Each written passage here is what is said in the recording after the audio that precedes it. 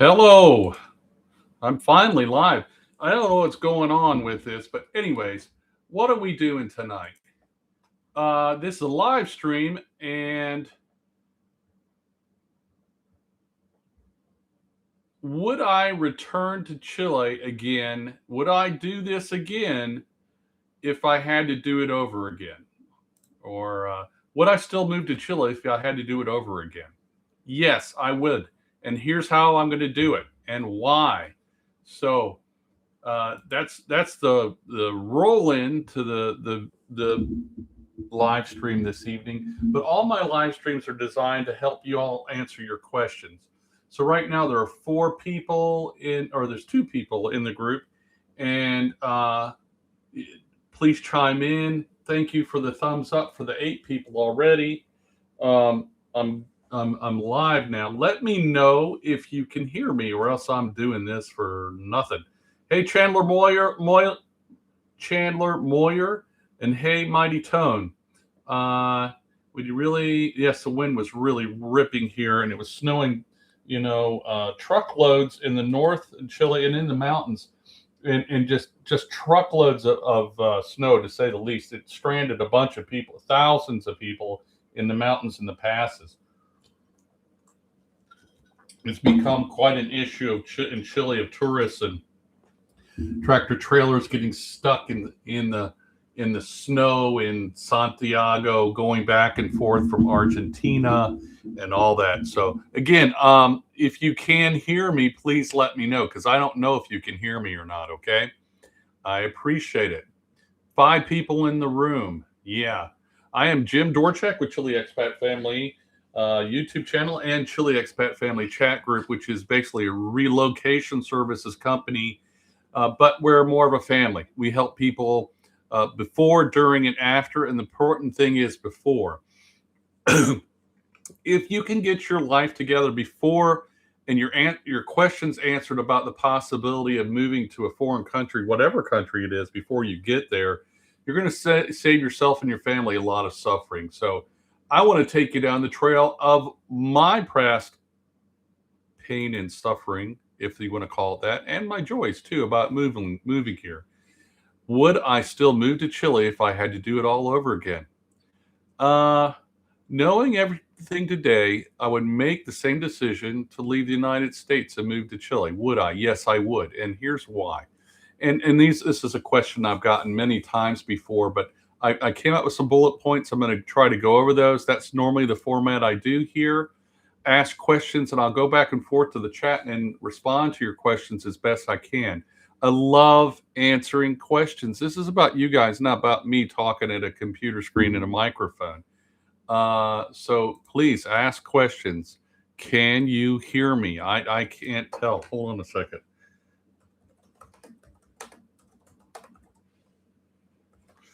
I'll type it in there because that's a big thing.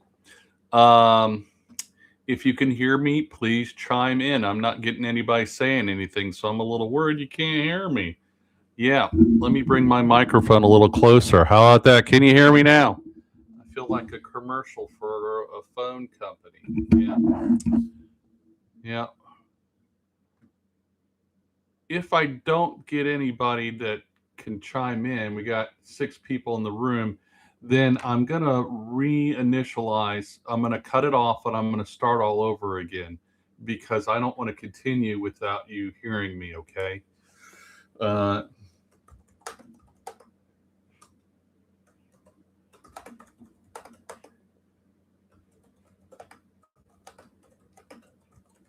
need a yes or no, please. Can you hear me out there? Yep. Okay, cool, George. I appreciate it. Thank you, George. Kudos. If you were here, I'd give you a big hug, George. Okay. Remember and picture. Yes. Okay. All right. Thank you, everybody. Now, back to my little listy here, my bullet points. Ask questions. Always ask questions. Would I do it again? Yes, I would. Why? Because it's been such a joy and adventure in my life and the things that I brought to my wife and my children are immeasurable. That's the other thing. I found extreme peace in here in Chile that I did not find in the United States as an adult. When I was a kid, it was there, and I grew up a little in Kentucky and a lot of it in South Carolina, and that's gone from there. Okay, it's not a safe place to be, in my opinion, anymore, and it's too expensive for me. And it's this tax city. I will stress always, I love the United States. It just doesn't love me. Uh, what would I make the same decision if I was starting over today? Yes, I would. Okay. Why did I move to Chile in the first place? What was happening in my life in the USA? Okay, well, that's a little bit of a trail I'm not sure you want me to go down, but I will.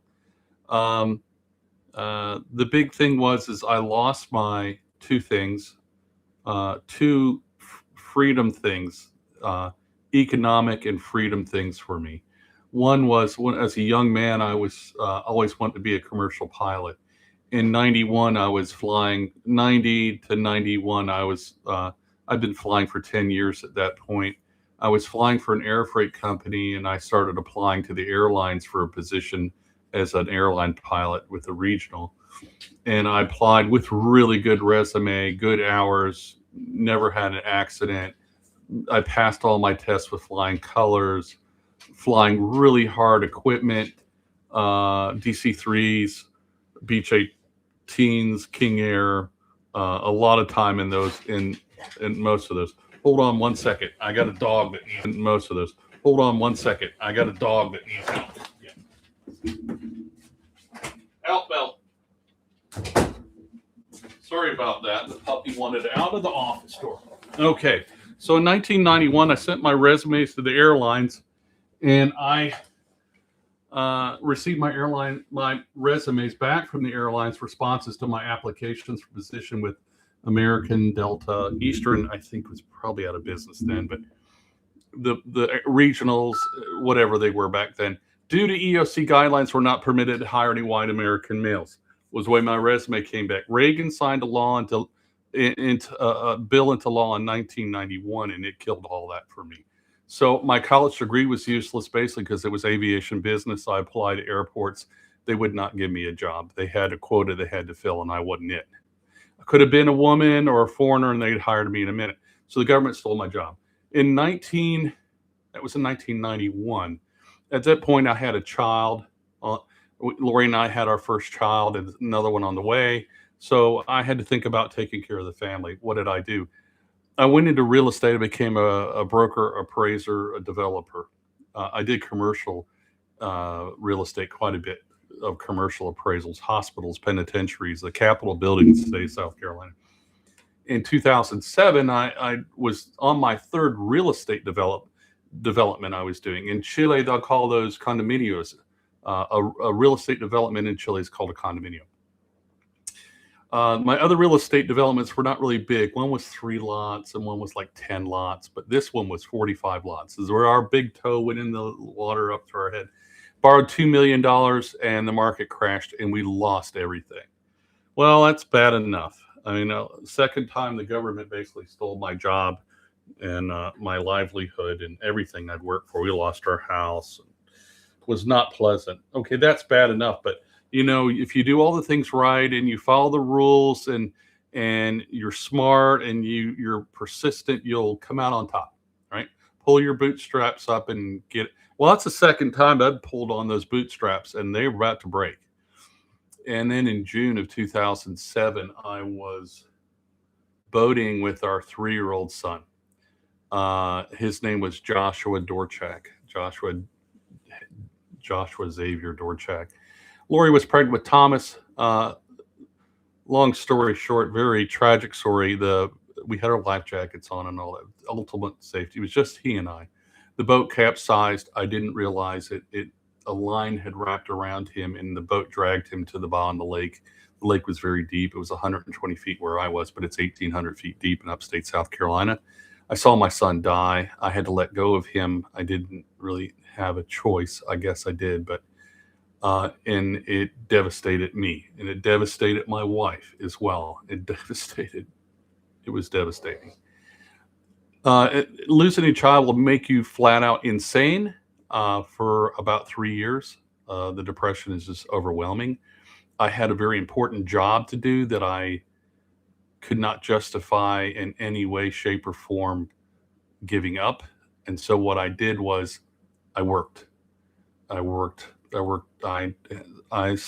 Did appointments the day after my son died. I had no choice because I had four kids to feed and one on the way.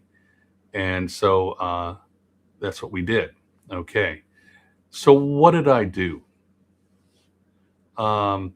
First of all, I didn't. Well, I blame myself quite a bit for that tragedy, because a dad's job is to save his children from harm and his family from harm. You're supposed to be the man, make everything good, make everything right. I'm sure you didn't come here to hear this, but you asked and I'm telling. So it devastated me, but I knew I had a job to do. And my dad, he told me, he was very wise. He said, look, I know you want to take a dirt nap, go find a bullet. And I'm like, well, yeah, but that's not my lexicon. I'm very, very serious Catholic, Christian Catholic. And my wife and I have a very strong relationship. The divorce rate, go look it up. I think it's like 98% or something crazy. People that married couples get divorced after this.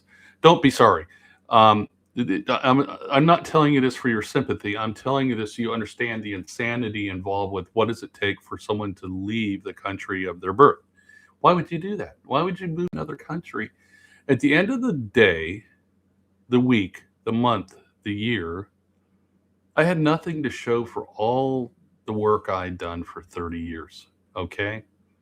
It's in God's hands. I do know that. If you don't know, you're not a believing person, that's fine. But I'm telling you from my experience, and I saw it up close, there's nothing I could have done to save my son's life. It was God's will that he pass. Okay? That was a gift to me in many ways and to other people, because it made me realize what's really important in life and to focus on that. I love my son still today, but that gift made me laser beam focus on what am I doing here? Why am I doing what I'm doing? Why should I keep doing the same thing, working every day and expecting a different result? That became insanity. My wife was all on board with that.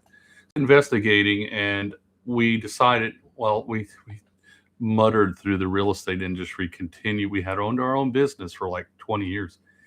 And I went back to, hitting the grindstone and appraising hard and taking any job I could get. And we were not wealthy to begin with, so it was very difficult for us. But I said, I really want to get back to farming. Raise your hand if you like homesteading or farming. Okay. Wasn't about prepping. I got caught up in the whole prepping thing when I was in the US. I'm not going to lie to you about that. Yeah. This is during the Bush and then Obama era. I didn't like either one of those individuals. Not that it matters, because this isn't about politics as much as it is about corruption, just in general. And I got tired of the corruption, because at the end of the day, the week, the month, the year, I didn't have anything to show for all the money I tried to make. All the work I'd done was seemed for nothing but taxes, and I didn't have anything to show for that. So I decided, let's go back to farming. Okay, if you go out in South Carolina and you look for out in the boony sticks land, back then it was $1,500 an acre of trash land. You can't grow anything on it. It's washed out. It's worse than being a row crop farmer. It's worse than that. Okay, well, let's look at another state. And the taxes on it are going to the moon, Alice, if anybody remembers what to the moon, Alice means. So I realized, okay, I'm going to get taxed. I'm going to get feed. I'm going to get licensed. I'm going to get insured to death. And I'm going to pay city tax. Then I'm going to pay county tax. Then I'm going to pay state tax. And then I'm going to pay federal tax, all on that one bill. So I'm paying taxes on taxes. I didn't like that. I hated that. That's stealing. Okay. The difference is the government doesn't use a gun when it steals from you. I do believe in fair taxes, and you pay for the services you use. Okay, so if this rings home with you, give me a thumbs up. Okay, so what I decided was I looked around the U.S., different states, and I was flying airplanes there, still corporate. So I was going all over the U.S., Canada, the islands. I knew I didn't want to be in Mexico. I'd lived in France as a high school kid for about 6 months as an exchange student. At one point in my life, I spoke fluent French with an accent. And I realized I didn't want to be over there because those people are nuts, first of all. And if the United States is the center of the bullseye, and trust me, I'm going to tell you a secret. When I was in the Navy, I navigated nuclear submarines, ballistic missile submarines, and then fast attack. The United States is the center of the bullseye, and the other places you can figure out where those are too. I didn't want to be there anymore. That's the other thing. All that aside, the world is one big bullseye if it goes kaboom. So I didn't want to be in the islands, the Caribbean or Caribbean, whatever you want to say, or Mexico or down there. I'd been there, and it was really corrupt, and I felt it was too dangerous even when I was flying there. And I don't like hot all the time. I'm a little fat boy, and for me, 100 degrees Christmas Day is not something I enjoyed. I learned that when I lived in Daytona Beach when I was in the university at Embry-Riddle. So I started looking further south. I didn't really want to go north because that didn't solve my problem, and I saw the Canadian thing happening before it ever happened.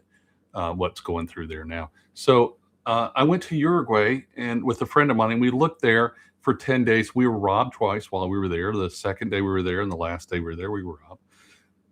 It wasn't violent. They broke into our cabana we were renting, and they broke in. They smashed the window out of our rental car, and stole the radio out of the car.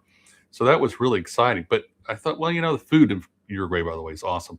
So I decided next year we go back and I take Laura and the kids because maybe I just did things wrong. I'm a stupid tourist. I look like a tourist, whatever.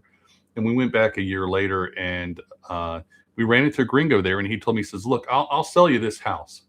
And he says, "But if I was you, I'd move to Chile." And I said, "Why?" He says, "Uruguay's on the way down. Chile's on the way up." And I said, "Really?" He says, "Yeah." So I looked at Lori, and she says, "Let's talk about it." So we went back to the hotel, and we had Lori, Thomas, Samuel, Andrew, and me. So there was 5 of us, 3 youngest, and Lori and I. And Lori said, "I'm just not falling in love with Uruguay. It's just flat grass lines, like Kansas on the beach, sort of. What the beaches were like South Carolina." So we moved back to South Carolina. Okay, a little side note: we trailed chasing a bunny rabbit. We did visit Argentina. It was so corrupt. It still is corrupt. They have a societal corruption there. We know 6 families in South Carolina. I'm still very close friends with most of these. They begged me not to move to Argentina. Why? Well, I found out since I got here that it's not just a government corruption. Okay, they're beating that with the new guy. Oh, la-di-da. That's a flash in the pan. What the problem is that it's a societal norm, that corruption. So I use the septic tank thing. I'm from the South. I tell stories. I'm sorry. So you go to Argentina, you call, you're building a house. "Hey man, I need you," this all in Spanish. "I want you to come dig me a septic." "Yeah, I'll be there Monday." Today's Sunday. He's going to be at my house at 9 o'clock tomorrow morning, Monday. And he's going to charge me $400 to dig and install the whole septic tank and all the lines and all that good stuff. La-ti-da. Monday comes and it's 1 o'clock and he's still not there. I call him and what's going on? "I'm sorry, I'm busy. You're gonna have to pay me another $300. I can't be there for another month." That's the way they do business in Argentina. Yes, sir, Bob. And I'm not going to do business that way. Chile, I will say, is not corrupt in that way. There are exceptions to every rule. Yes, there are. If you go here, somebody's corrupt. Okay, all right, that's one. Where I live, they aren't that way. Okay, so we went back United States, and a friend of ours there says to me, "I heard you didn't like Uruguay." I said, "No, I don't like Uruguay," is the way you say it in Spanish, Uruguay. And the reason I didn't, and I told him, he says, "Look, I have a house here in Chile. Why don't you rent it for me?" I said, "What do you want?" He says, "Nothing, do repairs." I said, "I'll be there." And we packed up everything and we moved to Chile. We never moved back. So on to the continuing on my bullet points here. What attracted me to Chile? Uh, well, I grilled my friend like on a barbecue, basically about tell me about Chile before I'm going to say I'm going to rent your house. And he told me. I asked him about corruption. I asked him about crime. When we first got here in Chile, we landed in Santiago, and then we came south like a month later. We drove south. We bought a car and we drove south because we kind of knew we were staying. And when you watch the television news or the internet in the south of Chile, they said a bank was robbed in Santiago. That's 12 hours away. That's like being in Charleston, South Carolina, or Greenville, South Carolina, and they're telling you about a bank robbery in New York City. Well, heck, in Spartanburg County alone, they probably had three bank robberies in the past week. Okay, so why would that even? That's how little crime was going on when we got here in Chile. That's changed a bit, yeah. And my job is always to tell you the truth as best I can about Chile. Chile has absorbed crime. They love crime in the cities. They love it. Yeah. Which leads me to why southern Chile. I've been asked that question. Well, for me, southern Chile is my Goldilocks zone. It's cool in the summer and it's warm in the winter. Not hot, but like it's not ice and snow here unless I want it. I can look out the window right now and there's probably 8 feet of snow on the top of Osorno. I can go skiing here in an hour. Okay. So, yeah. All right. So, let me real quick answer some of the questions. Am Am golfer 3591. You're a wealth of information. Much love for everything. Thank you so much. I really appreciate when people that just a beautiful comment, and I thank you very much. Yeah. Argentina from Yurkos. Argentinas are famous for overcharging and billing quick. Yeah, they are. They are. Don't get me wrong. I have really good Argentinian friends too, and they'll tell you the same thing. Actually, I saw one of them today. Um, Mighty Tone, aren't you glad you're glad now you were robbed in your? Yes, I am. I am. We got robbed at Punto del Diablo. That should have been. What's going on with Punto del Diablo? That's where we got robbed. It is pretty humorous. Okay. Back to my bullet points. Okay. Why southern Chile? Okay, well, it's my Goldilocks zone. Temperature, climate, soil, location, and they have a thing in Chile. It's muy tranquilo. It's really tranquil here. It's very peaceful. Very little crime. People are wonderful. It's like the old South, but only in Spanish. And I love that because I'm old South, okay? The other thing is I did not like Santiago. So why the campo, which means the countryside, rather than Santiago, another major city? I'm not a city boy. And just so everybody knows, today I was in Santiago. Me, this guy here, which is a 12-hour drive away. We went to Santiago to go to church this weekend. We went up Saturday and we went to church, and then Saturday night I'm Catholic, and then Sunday morning, we went to church mass, and then we flew right back. And it's like $45 one way to fly there with no checked luggage. You can only bring a backpack, which we really didn't need any. It was a nice little break to get away from the farm, and some friends of ours watched our property, which we shouldn't have gone right now, but there's some other things in play there. And why shouldn't we go? Because it's lambing season. We had 3 lambs while we were gone. One of them died, unfortunately. Mother had triplets, and one of them died. All right. Ask questions. Do you have questions? Listen, there's 16 people in my chat in this live stream right now. According to the YouTube, I love calling it the YouTube. It's like the Facebook. Yeah, I went on the Facebook the other day. I'm on the YouTube. If you're in here, 75% of you are not subscribed to my channel. I'm really trying to get in touch with you guys and get you to subscribe. Why? Because it helps my stupid algorithm, and that helps my channel grow. and it really helps my Chile expat family chat group in Telegram grow, and that helps me as a dad create a career for my son. Thomas wants to take over. Some of you seen him. He works with me here on the farm. He's really good with his hands and his brain. He's really good with multimedia. He's the one that's been making this bird fly lately. Okay, and so that's why I'm start doing these live streams. So I'm here for you guys to ask questions, and hopefully some of you will say, you know, Jim, I don't like Chile, and I say, thank God, because I don't want somebody moving here who doesn't like it. You don't belong here if you don't like it. And it's my job to help you figure out uh, if it is right for you. So it's not my job to convince you. It's my job to inform you. And I tell people that all the time. Mighty Tone, have you been skiing at the Osorno Volcano? Yeah, Volcan Osorno. Yes, like 3 times, but this was 12 years ago. Mighty Tone, I can't do it anymore because I have titanium in my neck and I walk with a cane on some instances. I'm having a real problem with my spine deteriorating. I got surgeons. We need to operate on you. We can operate on you tomorrow. I'm not letting anybody cut on me anymore. If I were to fall, it would be the death of me. And then my wife would yell at me every day on top of my grave. I told you not to go skiing, you dummy. Stop eating that chocolate. Remember I told you? Okay, or I love you, honey. Okay, because my wife loves me. So I don't go skiing anymore. But Thomas goes, and he goes up. We go sledding, and he goes and does the whole try to kill yourself stuff, which is fun. I was really into it when I love skiing, but I can't do it anymore. Yeah. So 18 people in the room. Thank you. Thank you for the 13 thumbs up. If you're not subscribed, please subscribe. Chile Expat Family in YouTube. My next bullet point. What did I expect Chile would be like?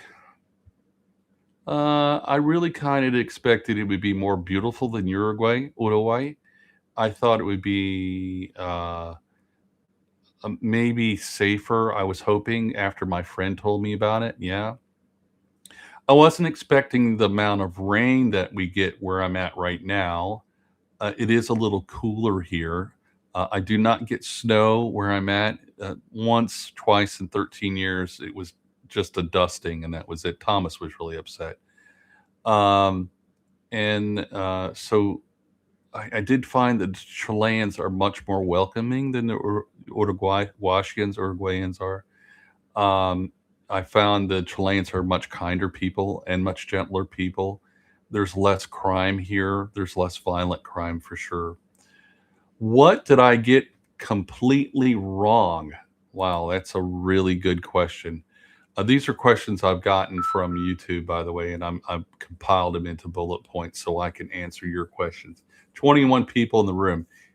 There's a question. Yerko, S199. What's your take on how much better is healthcare access and quality in Chile versus the US of A? First of all, let me qualify. I pay health insurance here, and it is really expensive. Raise your hand if you pay for expensive health insurance. Yeah, mine is so expensive. God, but it's good. It covers 100% plus no copay and no deductible. It's for Lori Thomas and me. Every month, I have to come up with $36. Can you imagine that? $36? Unbelievable. I'm dripping with sarcasm. Yes, I am, because I with tears here. I'm almost in tears thinking about it. Remember back in South Carolina when I get these $400, $450 air conditioning electric bills, and I didn't know whether to pay the health insurance, the life insurance, the homeowner's insurance, the car insurance, the taxes, the power bill, the water bill, the sewer, here I got a $36 health insurance bill. Do I pay? You bet I do. Okay, but to get so that's how much does it take? What's your take, and how much better is the healthcare access? Access is really good. It's all over the place. You just walk in, they help you. They don't care who you are. Plus, they also have a private healthcare system that I can take advantage of and I can pay out of my pocket. Wow, that's got to be expensive, Jim. Yeah, it is expensive. For a MRI, it's like $130. I went to see a urologist, not because I like him in urologist, but I had a urology thing, and I was there talking with the doctor. We were shooting the breeze for 30 minutes. It was $16. Yeah. And the medication is extremely expensive. A 30-day run of meds here is like $20. Yeah, not $400 or $500. It's national health care. It is Chile, and it's graduated based on your income. You can buy whole retail health insurance here. It's going to run you $450 a month for a family. I'm guessing, depending on how big and where and all that. Okay. Are there mighty tone? Are there local hiking trails that are open to the public, no charge, or is everything a park set up in the Osona area? Yeah, there are all types of parks, and I think they charge a minimal fee, like $1 or $2, but there's lots that aren't, that you could go hiking all day long. Yeah. You just have to know people that have land. Say, can I go hiking on your land? And they'll say, yeah, no problem. We go hiking on our neighbor's property all the time down to the river. It's 3 kilometers down there, and we go swimming and fishing trout and salmon. Now the salmon so big, you think that Jonah was going to jump out of its mouth. So raise your hand if you know what movie that line came from. Okay. In the Andes, yes, you can go hiking all day long. There's so much everywhere here. There's nobody to stop you. Yeah. Love out to vibes. Okay. Loves. I can't read. Oh, love out to vibes. What's a good amount of steady income to live a good life? Okay. Good question. If you go look at my old videos, I tell you how much I make. I don't care. I don't have anything to prove to anybody. All right. I don't want to be rich, so I don't care if you think I am or not rich. We lived on $1,000 a month for 12 years. This last year, I turned 63. I started getting Social Security. Now I get another $899, and we live like kings. My bills are only my health insurance, Starlink, which is $50, my cell phone $50, so that's $136, and the car taxes once a year, which covers the trash pickup and the road maintenance, is $5 a month. It's once a year. It's $45, $47, something like that. So I don't have any bills. I don't have a power bill. I don't have a water bill. I don't have a sewer bill. I don't have a gas bill. I don't have property taxes. I don't have homeowners insurance. I don't have auto insurance. I'm not required to have those. I'm not going to. What do I do if my house burns down? I say this every live stream. I talk to God. He said he'd help me build a new house if my house burns down. It's in his hands anyways. I've seen that close up person. Hello to the 25 people in the chat. Please check in if you're here. I appreciate it. I appreciate if you subscribe if you're not subscribed. Yeah. So a good amount of steady income depends on how big your family is. I've been here 13 years. If you came here with $2,000 a month of steady income and you had no debt, you'd be in like Flynn. That sounds hard, but it's not, because if you're moving here, you're actually bringing your equity. They're not going to let you bring your debt from the EU or the UK or Australia or New Zealand or United States or anywhere. So pay your debt off, get rid of it, declare bankruptcy. I didn't tell you that. And then come here with your equity, your money, your income, whether it's rental income, online job, whatever, and start your life here debt free, no mortgage. How do you do that? Well, you have to be patient. You have to put it out of your hands, not my hands. It's God's hands. I'm going to do all the hard work and put it in place, make it happen for me. Yes. And you need to adjust your life to what you want to do and how you want to do it. All right. I go on vacation now. In South Carolina, we used to go on vacation once every 5 years, and it was a long weekend, like 4 days. I go on vacation here like 3 or 4 times a year now. Yeah, and they're not long. Sometimes it's a week. I go way south down in Coyhaique and Lago General Carrera down there. That's beautiful. Haven't gone north yet. I still want to do that. I could not do that. I couldn't afford. Can you afford to do that on $2,000 a month? No, you can't afford that. No, I can't either. Another good reason not to be. I could not live in the United States today on what I live on here. And not rubbing it in or, well, yes, I am. I live a lot better than you do. I don't even know you. And you might make millions. You might be bringing down $350,000 a year. I still live better than you. Because if you're bringing that much money, that means you're working really hard. I don't I don't think that's worth it. The people at the office aren't going to care. If you came here with $350,000, you could invest it correctly and never work another day in your life. If you came here with 150 or $200,000 cash, you could buy the Taj Mahal of lots and or whatever and be set up. Okay. I just sold a piece of property to somebody. It's well, hold on a second. I know you guys don't think in hectares, and I can never remember what this exact is. Um, we have a family that I sold some land to. I sell real estate here. I work with the buyers in Chile Expat family chat group, um, and they bought 7 hectares, which is 17 acres, and they paid, oh, we'll say less than $200,000. Now, the house you put on, it's totally up to you. It's up to you. Yeah, that's really nice. They don't have any neighbors. Well, their neighbors is like you can't see them. You don't even know they're there, and they're good neighbors. So that answer your question, I hope. At love you to vids, yeah. Uh, Mark Peterson 9338. I'm sorry if I'm slaughtering your names. Hello, Jim. I must say how much good information and help you are being to people who are looking new place to move. I still follow you and watch your entertainment. Thank you very much. And I'll say, Mark, my videos aren't supposed to be Marcel. My videos are not as much entertaining as they are.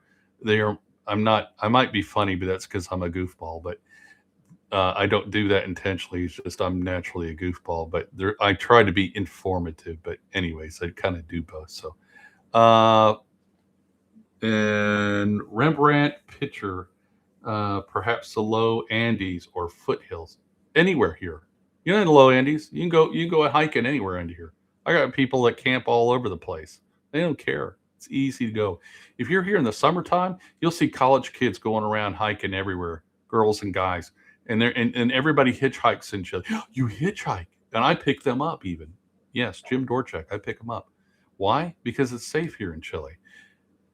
Children in Chile in kindergarten at the end of the school day can and do ride the public bus home alone. Oh my gosh, how do they do that?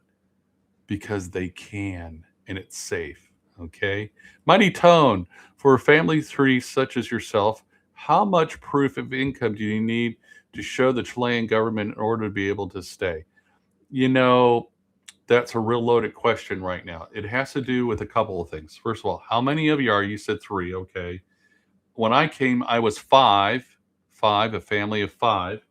And I proved to the Chilean government that I could come and live and I would get $1,000. I have an annuity a month. And they said, okay, come on in. But I live in the campo, in the countryside. It's very cheap to live in the countryside. Okay. Hey, Troy Lang, 50, 58, 38. Hey, Troy. And nice. I like that Rembrandt picture. So the goal to coming here is, and I'm not I know behind the veil what the government of Chile, my understanding is, they want you to be able to prove to them, and rightfully so, that you're not going to be a burden to the Chilean people's economic system. Listen, if you come to this country and I help you do it, you better be a contributing person to their economy. And I'm thinking that 99.9999 every one of you that are here right now, all 23 of you are self-sufficient people that are already taking care of yourself and paying your tax. Yeah. That's what they're looking for. You just have to prove it to them. How did I do that? Well, most people wouldn't tell you this personal stuff unless you're drinking 3 or 4 6-packs of beer, a bottle of wine, or whatever your choice is. And after 2 or 3 bottles, they tell you, but I tell people because I'm just an open book. Okay. So I have an annuity, and that annuity pays me $1,000 a month. But I need to tell the Chilean government when I came here with documents showing this is the contract for my annuity that pays me the rest of my life and my wife when I die. Okay. And it pays $1,000 a month. And here are all the checks for the past 3 months, 3 years, whatever I had. I think it was 3 months I gave them for my checking account. And here's the bank statements. And all those are notarized, legalized, apostilled. And here's where I spent that money too. So that before the Chilean government could ask a question about my financial wherewithal, I answered the question before they could ask it. And the lady told me she'd never seen anybody come in with as much documents as I do. I will warn you. Today, when I came in, I sat across the desk from a lady in Osorno, and she helped me out. And she was who you talk to at immigration. You can't do that anymore. It's all online. You got to have an attorney to help you do this, or else they're going to lose your documents. We have friends that have been denied, accepted. Don't go through that game. That's like blood pressure, heart attack. Don't do that. Get an attorney, pay them. We have an attorney. We have 2 attorneys. They pass millions of dollars of our members' money through their accounts. Trustworthy. They're really good guys. I didn't get to see them when I was in Santiago yesterday, but they do all of our immigration for our members, members that want to use them. They do all their real estate. They help them open businesses. They help them buy cars. They help them with the state stuff, the tax. They're outstanding. So when I came here to Chile, I was 50 years old, and I was an idiot. I'm still an idiot. All right. I don't know everything. I don't want everybody to think I do know everything. It's not important. It's not what it's about. But if I'm going to tell you something, one of you 26 people here in my group watching this video, this live stream, I want it to be factual as best I can, not just, oh, that's what I lived. So everybody else is going to live that. That's not the case. So what I did is I created a team of people who are professionals who will answer your questions for you. Attorneys, a doctor, a dentist, a mechanic in Santiago, a mechanic in Osorno, a solar installation guy who'll do turnkey solar for you and electrical work. He'll do all your electrical for your house. Certified guy. Victron, one that he's a certified installer for Victron. He's awesome. Yeah. I have a Chilean accountant. I have a U.S. accountant. I have a shipping company. I no longer answer shipping questions because it is a big old basket of worms. You know what mealyworms are? It's like that. It's a big old basket of mealyworm or the bloodsucker, whatever, fishing worms. I don't go down there because if I tell you something that's going to be wrong, they're going to change the law yesterday and I didn't know about it. Okay, so I have these people to make sure you're getting it from the horse's mouth, not just mine. All right, because that's smart. That takes care of you. And that's what it's about. It ain't perfect. Yes, there may be a mistake that comes along, and that's life. I mean, whether I did that or not, but either way, that's what I do it for. So, okay, ask questions, please. Thank you for the 20 thumbs up. I hope you're subscribed. I'm going back to my bullet points. I don't have any more questions, so I'm going to go to the bullet points. The things I love about living in Chile. Well, I would say the first thing is the people. They're awesome, phenomenal. I have a Chilean doctor here. He's retired, but he's still a doctor, and he's very famous in Chile. I won't say his name because I don't want to embarrass him. He's come to my house when I was really sick, and during the time when people were getting really sick, and he refused to let me pay him, and he was awesome, and he was Mr. All Natural and all taking care of everything that makes you healthy. Let's say that. All right. My neighbors are awesome. They're like, "Hey, I got I got some hay here. You need me to sell you some hay?" They'll ask me. I say, "Yeah, I need a bale right now. What do you have, a bolo?" Which is the big round, but yeah, I got that. And my neighbor across the street, "Hey Jim, we're ordering lime and fertilizer. Do you want me to put your order in with my order and you get our discount?" I said, "Really? You do that?" "Yeah, just pay me later. I'll worry about it."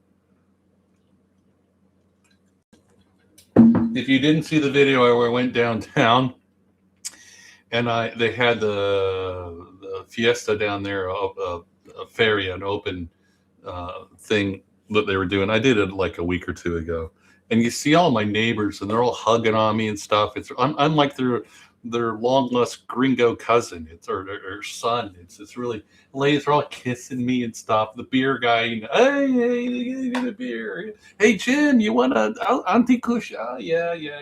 Gringo Jim, ¿cómo está, Don Jim? And I was like, no, don't call me Don. Don means sir, and I don't like that because I'm just an old redneck living in the south of Chile. So I love the people here. Yeah, they're my type of people. And also, while I'm thinking about it, for those Chileans that are here, if you haven't gone and watched that video, and I can't post it up here, they won't let me do that in the comments. Go look at it. It's where I go walk around Porto. I'm speaking Spanish through a good bit of that video. Okay, I'm slaughtering Spanish fairly well, but they understand me, and it worked out good.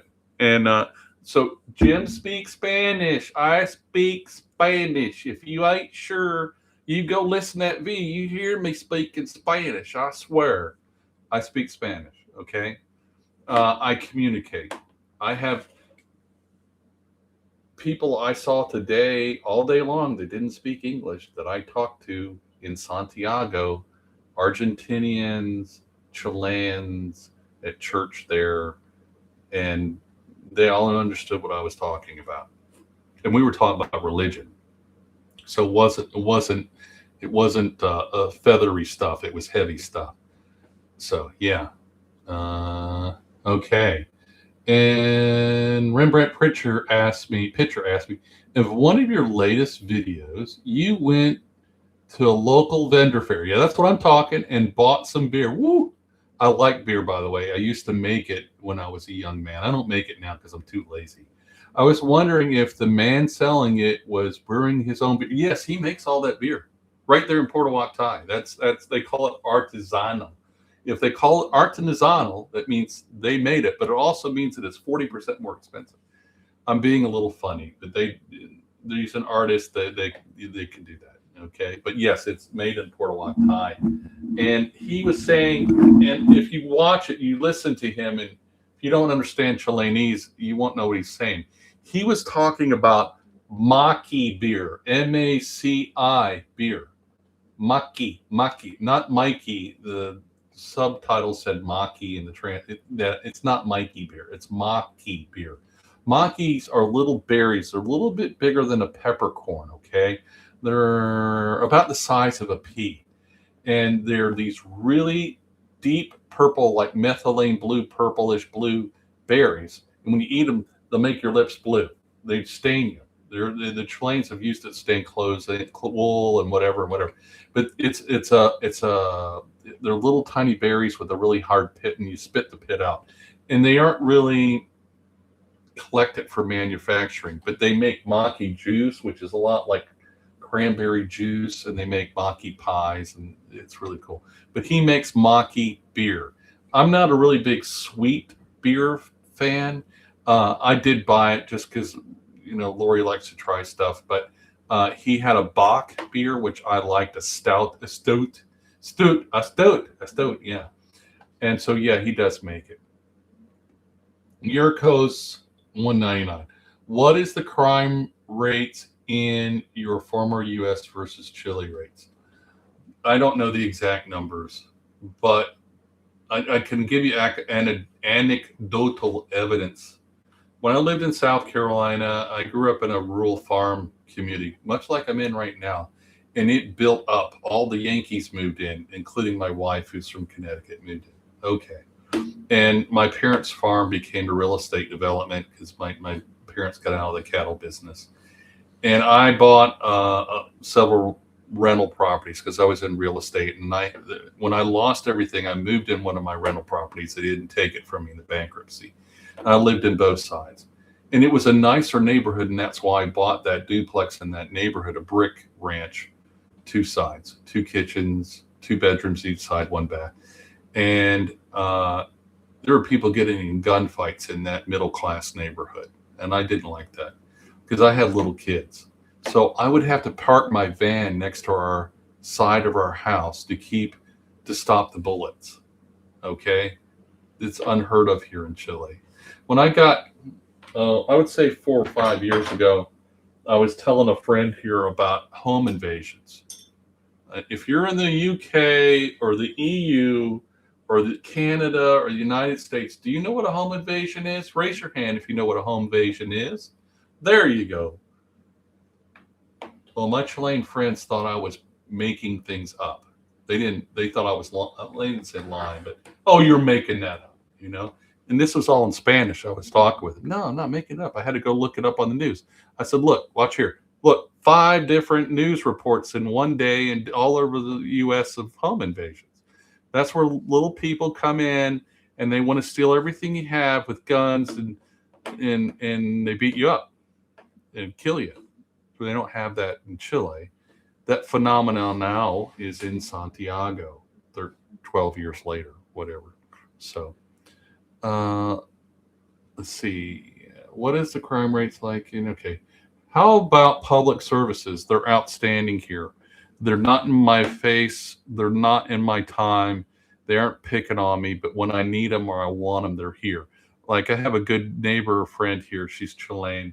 She owns about 50 or 60 sheep, and it's lambing season right now. And I had a ewe last week that I saw she was in labor. Now, I had cattle. I grew up with cattle, not pigs and sheep, but I have cattle now. I have pigs and sheep. I have rabbits, ducks, chickens. And I had a ewe out there, and I could tell she was, pushing into labor. And so what I do is I look for when I see either a nose of the lamb or its little feet present or a foot, and then I know she's having a problem. And that's when you go in and you pull that lamb out gently. There's a right way to do it. I've been taught how to do it. I've taught other people. I've pulled many lambs. I've pulled hundreds of calves. And this ewe died in the middle of the night on me. Okay.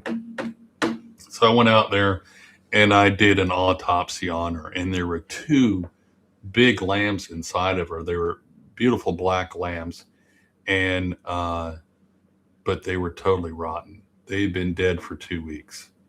So I'm talking to my friend Denise, and Denise is a sweet lady. I don't know how many sheep she's got, 50. So I don't know, 50 ewes.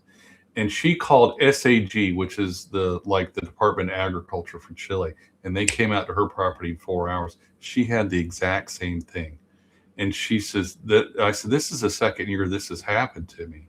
So Chile is very responsive to the rural farmers, because especially small farmers as well, because they like to take care of their small farmers. Yeah. So I hope that answers you about public services, but they're all there for the other things. Okay. They'll actually come to your house and do physical therapy on the old people in your house or your children. If you have a disabled child, or they don't have a lot of nursing homes here. Why? Because they love their old people. They still love their families. Is that weird to love your family still? They don't let politics or or religion get in the way. They love their families in Chile. Let that sink in. Okay. All my neighbors pride themselves that their family, their mother and father, they're 100 years old. They are at home when they die with the family, and it's a beautiful thing. It's not gross, and they cherish that. So there's like some nursing homes in Santiago. That's where the people are too busy to love each other or care about their neighbor or whatever, much less your family. So enough about that. John 7340. Jim, I think you do a great job with great advice. Thank you. My missus says I'm part-time Chileno. LOL. So concur with everything. I hope that you didn't mind adding something from Northern Life every now and then. I don't. I try. Thank you. Thank you very much. Very, very kind comment. Thank you. Mighty Tone, is it possible to open a bank account in the name of a trust that has been created through the United States and Chile? I don't think so, but an attorney would have to tell you the answer to that. You'd have to get, I'm not an attorney, I don't even play one on TV. You would have to get the Chilean government to recognize that as a company here that also has offices here, okay? And then I think you could, that entity, because it's just a company, then an empresa. Empresa. If you have a small company, it's a micro empresa. Empresa is a company.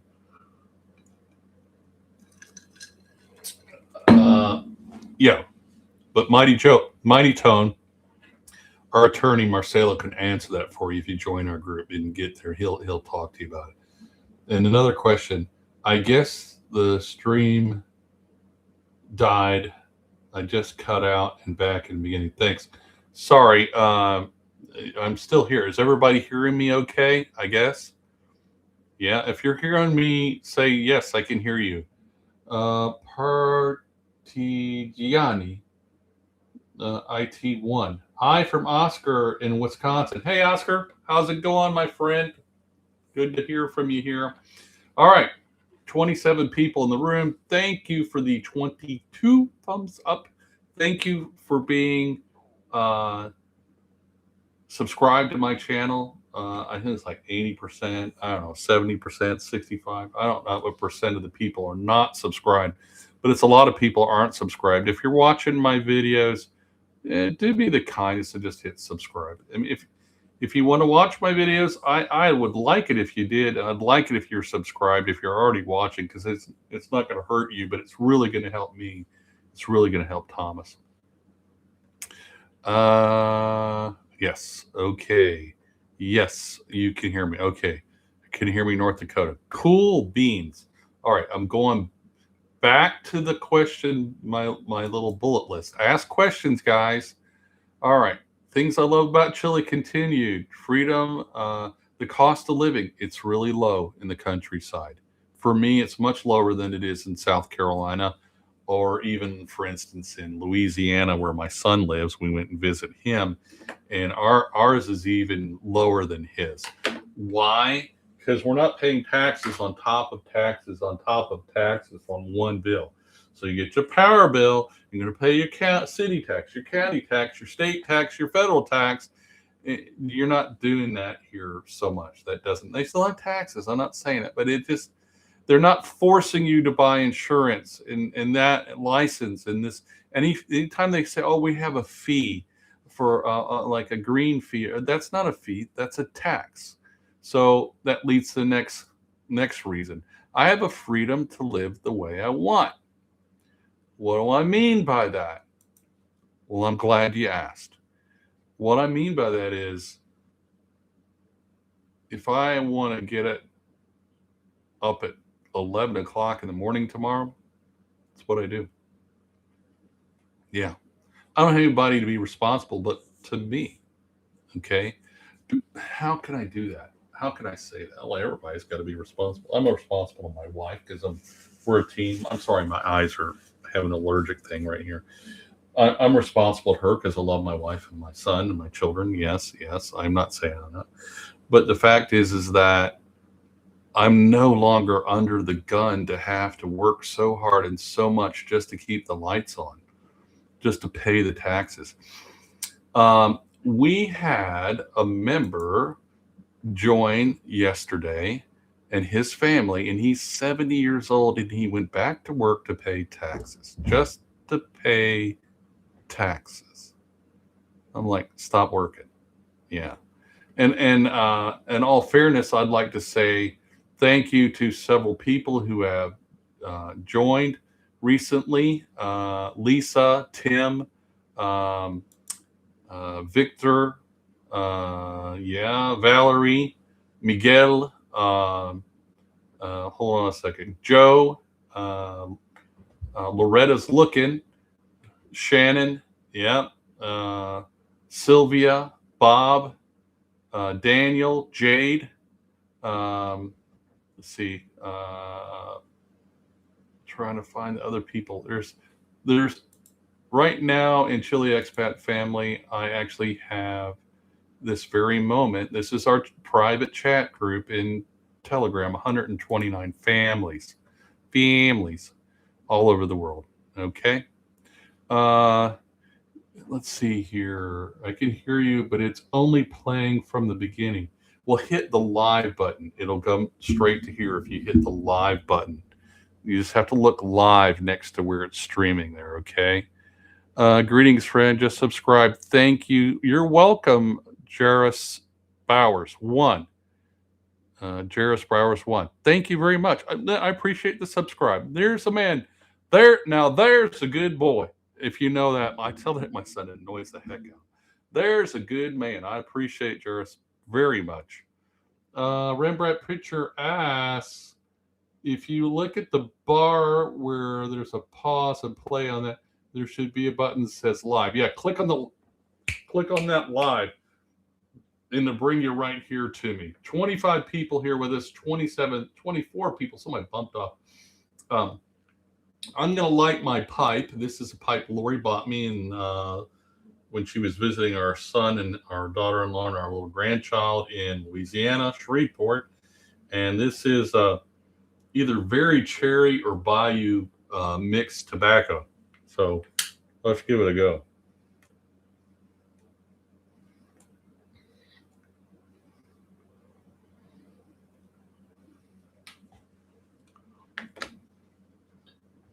That is so rich. It's just awesome smell. Really nice. All right, I'm going to go back to our bullet list. Yeah. Climate of Patagonia. Things I love about Chile. I don't like shoveling snow. I don't like ice. I don't like scraping ice in the windshield or the sidewalk or throwing salt on the ground. I don't like that. I like ice in my drink and ice. That's kind of it. Yeah, ice cream. That's it. All right. So I don't have to play that game here. Food. That's the next thing I love about Chile.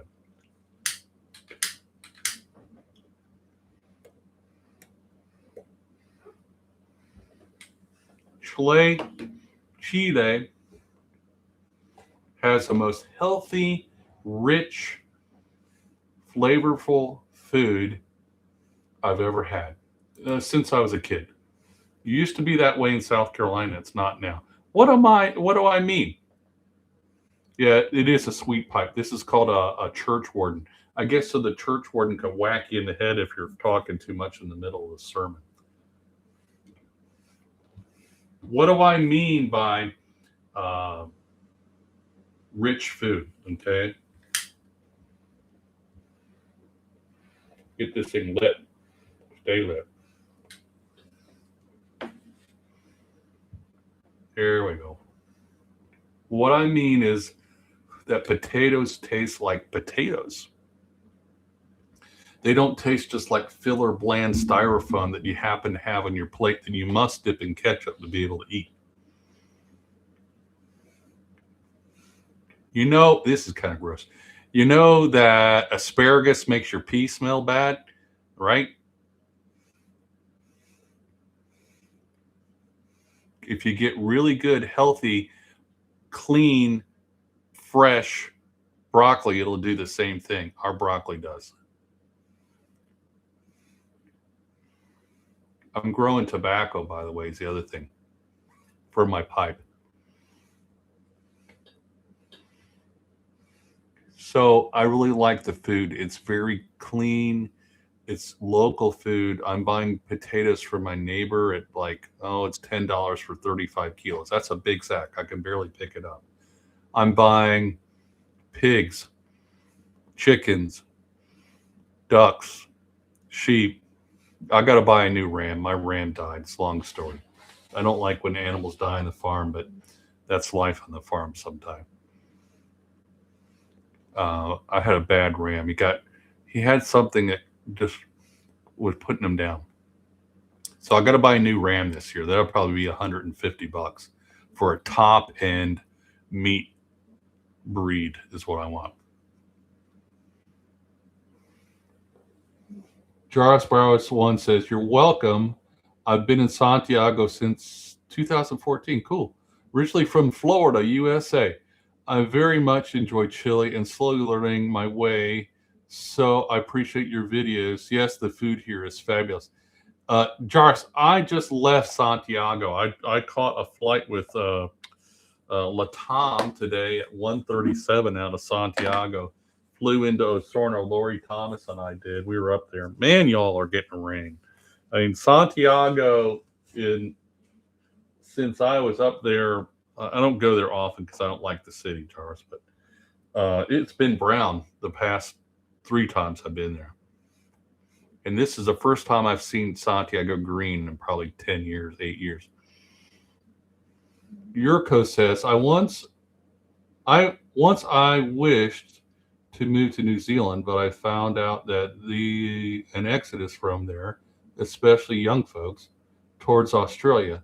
Housing prices got skyrocketed, unbearable. Well, I got a secret for you on that too. We have a family. We have 2 Australian families in our Chile Expat family chat group. We have 2 New Zealand families in our Chile Expat family chat group too.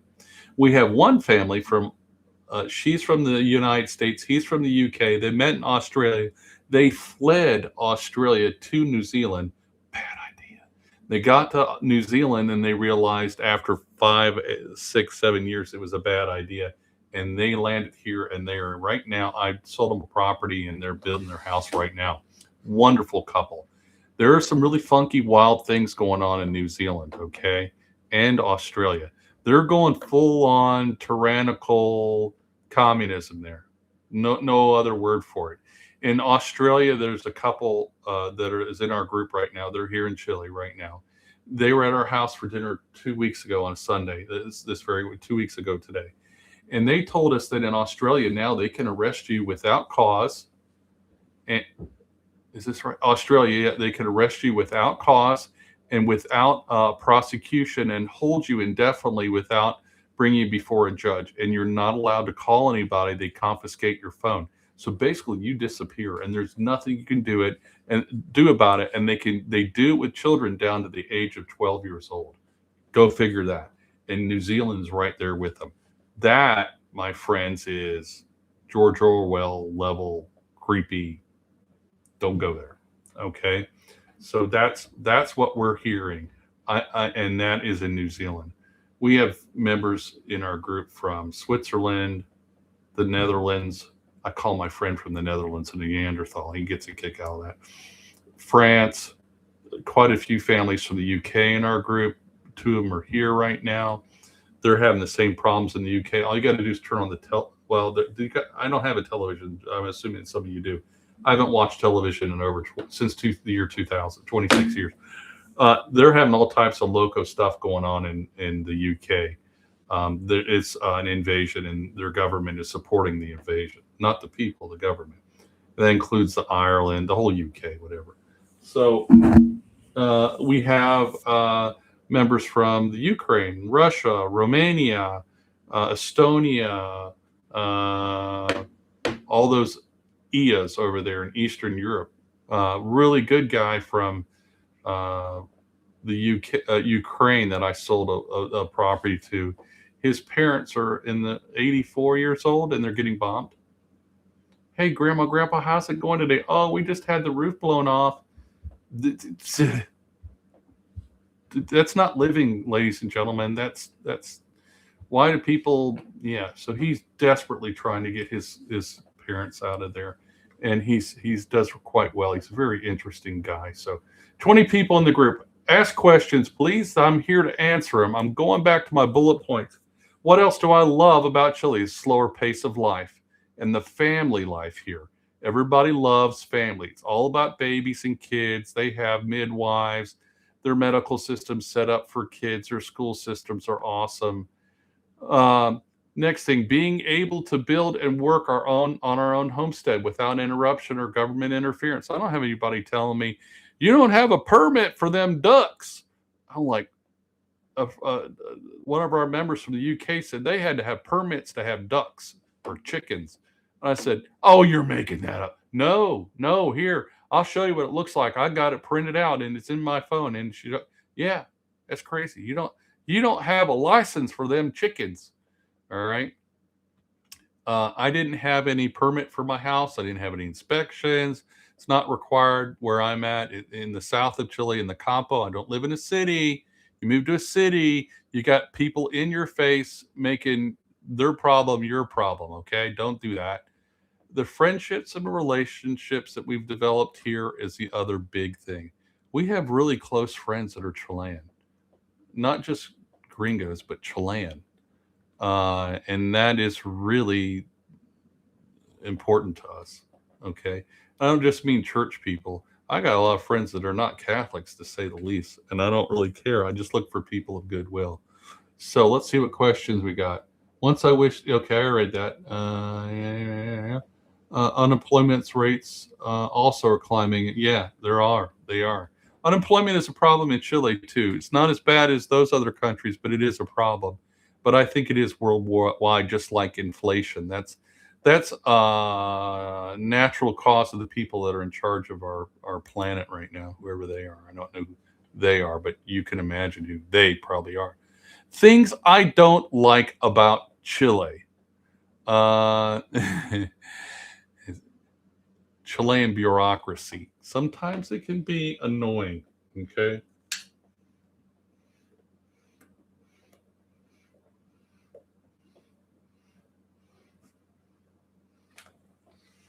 I've had a Chilean bureaucrat tell me that I needed a document and go get that document from this Chilean bureaucrat. Okay. And that bureaucrat said, go back to the bureaucrat you were talking to and tell him I need his first. And I had two bureaucrats and I got in the middle of it. It's stupid. I hate that. I finally got it resolved. I had to escalate it. Paperwork. They love their stamps. Yeah, in Chile. I don't like the way they do business. They set businesses up. But I'm so ingrained into the U.S. tax system that I just don't like the Chilean tax, how they do it. In Chile, you have to ask permission to open a business. Somewhat. There's a process. You have to have a business tax ID, and you have to apply for that before you can open your business. In the US, I want to go into business. I put the sign in the front yard. Then I get all the stuff and I pay the taxes and all those fees on it later. Waiting for things to be done. No, it doesn't take me a long time to get things done, longer than the US in many ways. But I assert that to not being in the city. I live in the countryside, and it took me a long time to get things done sometimes in South Carolina, to say the least. I do miss fast food in the US. It's the thing I don't like. And actually, we went to Santiago yesterday or today. We just came back from Santiago today, and we went to a couple like Burger King and whatever, because we haven't done that in years. Yeah. Banking. Chile has some really weird banking things. There's like 6 families that are really wealthy in Chile, and like 3 of those, well, all 6 have their tentacles in banking, and they control the money. and they control the little man's money as much as they do the big money. And the big money is big money because they control the little money. And there's a thing, if you want to control a population, you'll control money, you control communication, telephones, internet, you control transportation. Those three things. Banking, cell phone service stinks in Chile. The only good thing about Movistar, Entel, Claro, I have Movistar, Movistar, one word, Movistar. And the only thing they do really good is get me my bill. My phone is sitting in front of me right now, and I have no cell service. I have to hang out the window and maybe get one bar to be able to maybe get a phone call. I'm not going to download a photo even or a voice message, okay? And that's everywhere in the country, even in a grocery store in Santiago or in Osorno. Like today I was in Osorno on the way home from the airport. We stopped and got some groceries. Lori needed some milk bottles for the baby lambs we're raising. We stopped in Walmart, which is called Leader here in Chile. We had no phone signal. Couldn't talk to Thomas in the car. Yeah. Certain aspects of customer service. Yes, that is something I don't like in Chile because Chileans are not consumer-minded people. They aren't always trying to buy or get or whatever. They like that and they want it, but they don't know that the customer's always right. They don't believe that. They don't know that. The company might feel that way, but the employees never feel that way. And they kind of get this glazed look on their face and go away. And, it's like I went into a big box store, Sodimac, and I went back to the guy in the back. I was buying windows for this house, has 14 windows in it. I could have bought custom windows, and I'm really good friends with the guy that owns the custom window factory here. It's a very big company, nice guy, makes an excellent product. But I didn't know him then, and I really wanted to go with what I could readily purchase easily, which is the windows that I have, which are the poor man cheapo double pane thermal polyurethane windows, all right, or PVC windows. So I bought those windows, and I was going to buy 14 of them. So I said to the guy in the aisle, little service, "Hey, I'd like to get a discount. I'm going to buy 14 of these buggers." He said, he laughed at me in Chilean. He laughed. "Ha! You want to?" And hey, Jose, come here. And yeah, what's going on, Marcel? Yeah, this gringo thinks he's going to get a discount. I went to the front of the store. I asked for the manager. I said, "Look, I'm going to buy 14 windows from you. I spent $7,000 with you 7 million pesos, $7,000 last week. And I'd really like to get a discount. Can you give me this?" "Sure, 5%, no problem." I went back and I had to have a slip with me, and I gave it to him. I said, "There's my discount." He about fell over. They started to call 911. They don't have 911, they have 311. And what's the problem? You clean up on aisle 4. He's having a heart attack. This guy got a discount. He said, "I never got a discount ever. I've lived in Chile." I said, "Have you ever asked?" "No." So you have to kind of nudge a little bit you have to fight for your right to party, so to speak. What type of property do I need to buy if planning to build like 3 to 4 cabins and rent them? A piece of land big enough. That's all. You don't need a permit. Don't need inspection. Don't need a license. You need a license for the business. You need a business, set up a company for that so you're protected. Otherwise, you're going under the radar, and they're going to get annoyed, and they're going to tax you, shut you down. But that would be in the U.S. too, or any other country, okay? But you can put on any property. You can go into a real estate development and buy a lot and put 2 or 3 cabins on it, and they won't say anything. In most cases, there's some exceptions to those rules. If you're looking for that property, just let me know. I got them all over. There's tens of thousands of lots for sale here, just like what you're talking about, okay? From $25,000 well, 25 million pesos. So I'm equating dollars to pesos. They're very close right now, okay? All the way up to $350,000 for one lot. A lot in Chile, the smallest lot you can buy is 5,000 square meters. So thanks to the 19 people who are here. Thanks for the 28 thumbs up. Please subscribe if you're not subscribed. Ram 1500 nature lover. There's a joke I heard that in New Zealand and Australia, the real estate market isn't part of the economy. The economy is part of the real. That's right. We got a family here right now that can't sell their house there because their market is crashing. Yeah. So, all right, back to our list. Do you have a question? Please ask. Okay. Things weren't. Things I don't like about Chile. Distant, rural roads. I don't really mind gravel roads. I grew up on that in South Carolina. It keeps the tourists away. Yeah. I don't like the dust. I don't like the mud in the wintertime. But in all honesty, it keeps the tourist away. For me, that's priceless sometimes. Yeah. I don't like, I like my privacy, and people don't want to come down a rural road because, oh, my car's gonna get all dirty. Well, my car stays dirty. I wash it when I get the chance, but it's not tops on my list because it's going to be dirty 5 seconds later.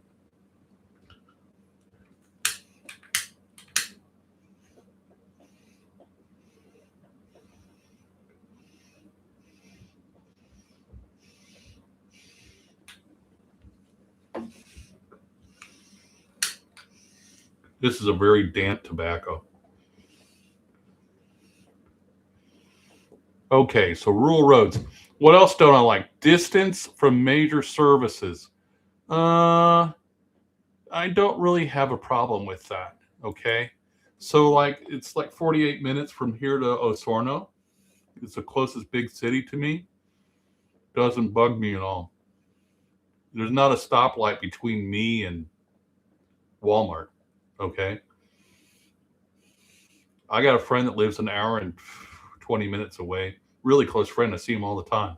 That's not a long drive in Chile because it's not painful. It's not a lot of stopping, standing in traffic. You're driving, looking at views. Like, oh my God, I'm going to pull over and get a picture of it. I still pull over and pull up and get pictures. I lived here for 13 years. Yeah. So that's not a big deal for me. It's people asking things I don't like. Language difficulties was frustrating when I first got here. Yes, it was.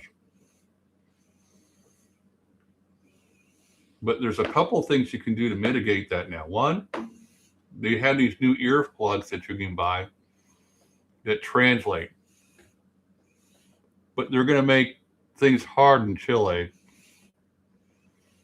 because Chileans use chilismos. They use words that are not Spanish words all the time. They're made up Chilean words.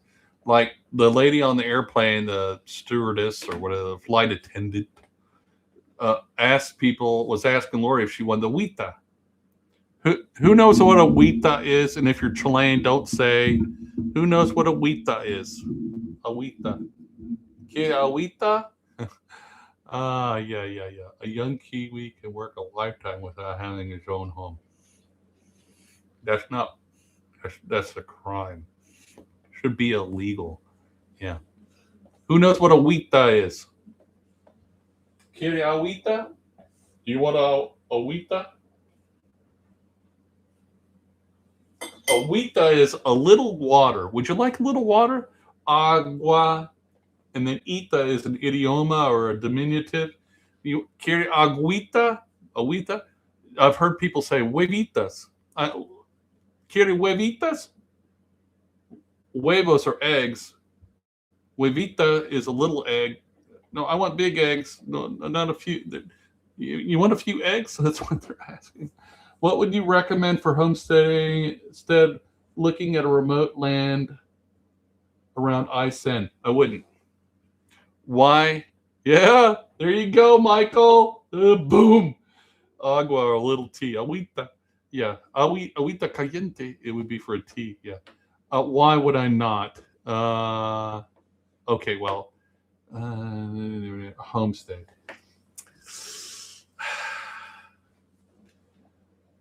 No direction. Two.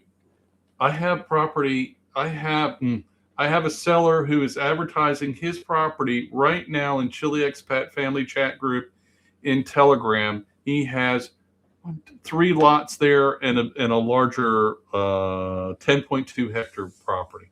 Okay. I would tell you about them right now, but I know you would have a heart attack if you saw them, because the views would take your breath away and you won't get it back. And if you go there, you'd ask to be buried there because you never want to leave. And I talk about Patagonia fever all the time.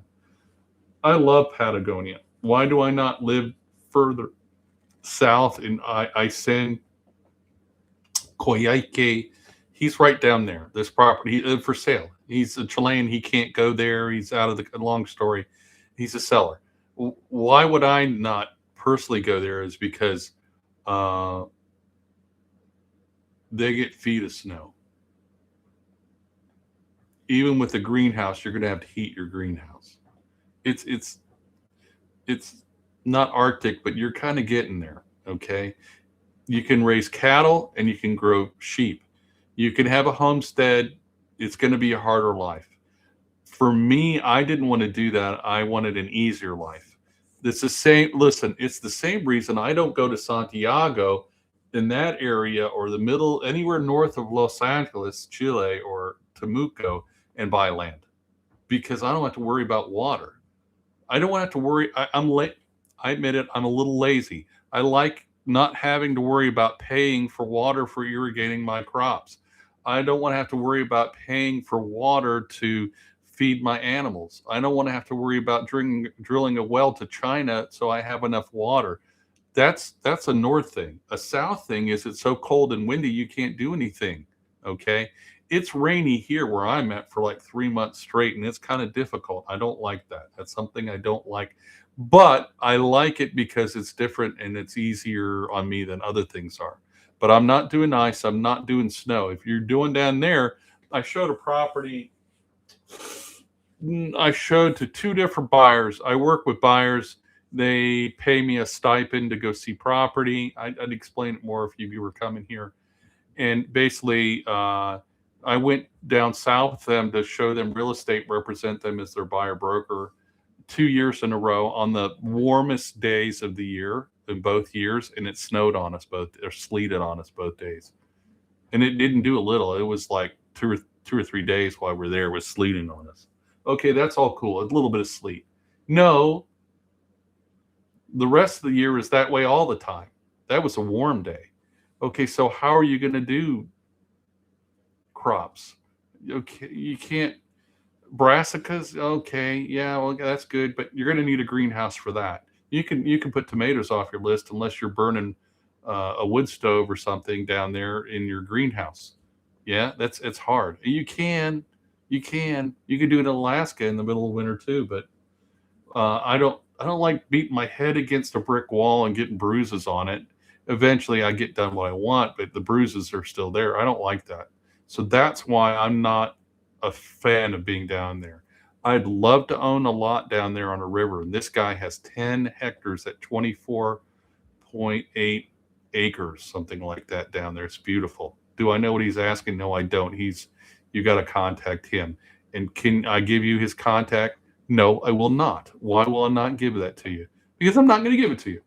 No, that's not it. Membership has its privileges. Chile Expat Family Chat Group. It's $100 join. It's $5 a month. If you can't afford $100 to join and $5 a month paid in half your increments, you can afford to move to Chile anyways. But if you are going to move to Chile, or even least bit considering moving to Chile, put the donkey before the cart at least a year or so before you come here, so you can figure out, do I really want to come here? Don't be one of those people that call me up. Hey, Jim, can I join your group? I'm in Temuco. I'm in Puerto Varas. We've been here for 6 months. No. I didn't know that. You've been here 6 months. You didn't know that? Well, nobody told me. Well, I'm here on the internet. If you look under Chile and should I move to Chile, Chile Expat Family is going to come up. That's the way it is. I'm here to inform people. I can't force the information into your brain. If you go to school, you have to listen to the teacher. I'm trying to be the teacher. Okay. I'm not going to force you to listen, but if you want to join my group, I got all the information in there. You get Lori's book for free. You have access to all our attorneys, doctors, dentists, mechanic, builders, electricians, real estate agents. membership has its privileges. And it's executive level banking. And that means she doesn't want anybody to know who she is unless they're screened by me before they get to her. And that's the way it works. Hey, Jim says Fernando Tega, 8311. Hey, Jim, go too far south implies not to grow many vegetables. That's right. The closer to Puerto Montt or down from Los Angeles to Puerto Montt is the deal. It's the cat's meow, brother. It's a Goldilocks zone. If you're here, you're in the Goldilocks zone. You can grow that stuff year round if you have a greenhouse, and it ain't going to be a problem, okay? You just have to plan. I just built a phenomenal, the cat's meow, the Taj Mahal of greenhouses because I want to be able to grow those things, okay? Nordic Direction 2. Okay, awesome. Thank you so much for the info. That's exactly what you're looking for. That's why I have my group, Nordic, dude. I just sent a message on Telegram, join your group. You're the man, the bot. That's what I'm talking about. They're smart in action. We will be coming to from Illinois. Illinois, man. I put the S on it to annoy you. So we don't want to freeze either. Man, I remember talking to a guy years ago when I was in flying airplanes. And he was telling April, and I had the air conditioning running in the office, and I had shorts on and tennis shoes, and I'm sweating, and I'm running around the airplane ramp, flying airplanes, driving trucks. I had to go up there. He told me it took him 30 minutes to dig his car out of the driveway so he could drive to work to be there on time at 9 in the morning. I'm like, I ain't doing that. So thank you, Nordic, and I will. I'll check in with you as soon as I get off the live stream, which is not too much longer. All right.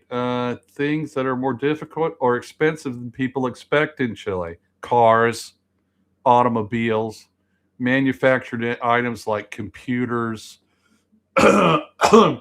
Chile has some protected industries. What do I mean? Well, there's some families who have a lot of money who run everything in Chile still this day.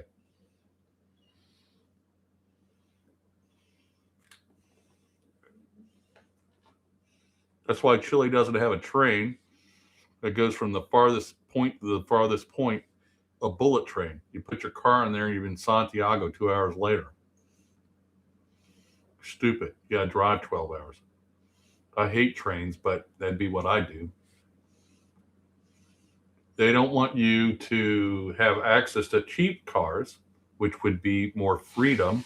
Remember the things I talked to you about: transportation, communication, and your money. All right. They don't want everybody and their brother having their own car. They'd all open businesses and create competition for the people that are not nice people. So cars are more expensive, and I don't like that.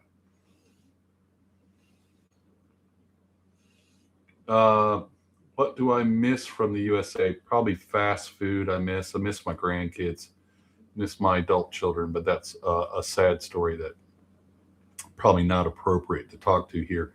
What surprised me most after 13 years? Things that turned out to be better than expected. Let's see.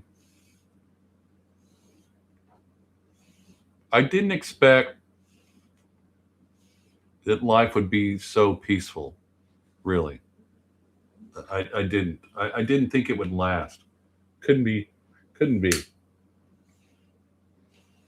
good to be true. Well, it's not too good to be true.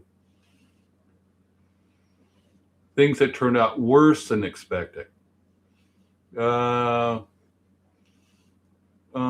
Our kids won't come see us. I find that real annoying. That has nothing to do with Chile. It has to do with my selfish children. I didn't raise them that way. And I find it very disappointing. So here we go, personal stuff. Sorry, but you asked. in the United States is a very me culture. Chile's not so much that way.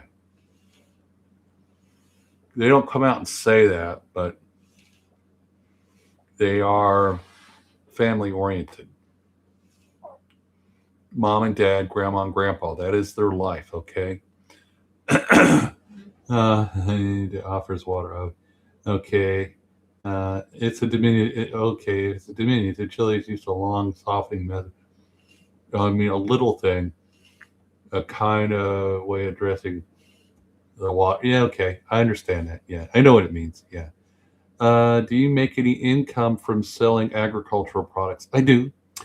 Chandler Moyer, my wife sells uh, jams and jellies. I'm not going to tell you what they are, but she sells. Well, I will. She sells. Uh, we sell barbecue sauce, the king of sauce chili. That is me, because Chileans don't know what barbecue sauce is, and when they have it, they'll tell you they don't like barbecue sauce. They keep me sold out all the time. Some of you may know that I used to cater. Last year was the last year we did catering. We did for a Netflix movie, and we did for that was 100 people, and we did for a rugby team and their families. So it was 150 people. I made a lamb dip sauce there. Oh man, it's so good to make you cry. And I made it on the grill. This is fire cooking before it became a thing. Okay, and I have a Southern South Carolina smoker type grill that I made here, and I made a 300-pound hog slow smoke. We start smoke at 11:30 at night, and I fed the next day at 1 in the afternoon. I made 2.5 gallons of lamb dipping sauce, which is a picante, sweet and sour based uh, mint sauce, jelly mint sauce. And they're like watching me make this and sauteing all the stuff on the fire. They're like, we're not going to like that. And they didn't know I spoke Spanish. And I was listening to them. I turned around and said, listen, you do know I know what you're saying, right? And this guy was just laughing. He was working with me. He says, yeah, you dummies. And then they said, well, we're not going to like that because we don't like that. And I said, don't like it. I don't care. I don't care. And he said, well, I'll taste it. And he tasted it. And he's like, you're not getting any of this. And that's 2.5 gallons of that sauce. I made another 5 gallons of barbecue sauce there, which is I make an onion ginger based or onion ginger ketchup based barbecue sauce for my pork and ribs and chicken, and it's so good to make you cry. 5 gallons I made of that, and they don't like it. They don't like it. Chileans do not like it, and there was none left. 5 gallons, none left. That fast. See ya. Wouldn't want to be a. We don't like Okay, they had coffee cups in this little styrofoam cup. They were filling those up. Do you have lids for the coffee cups? What for? You don't like barbecue sauce. Anyways, so next question. Okay. Rembrandt Pitcher. I was going to ask you about Chileans privy to American style barbecue. They don't know anything about it. Do you Carolina style sauce? Yes, I do. Not Midwest. I'm from South Carolina. There is no other barbecue sauce in South Carolina, by the way. You got mustard sauce, you got your vinegar based sauce, and you got your ketchup based sauce.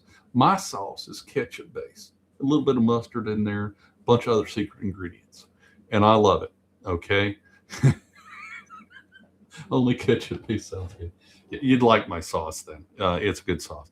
How about beef brisket? All day long, brother. All day long.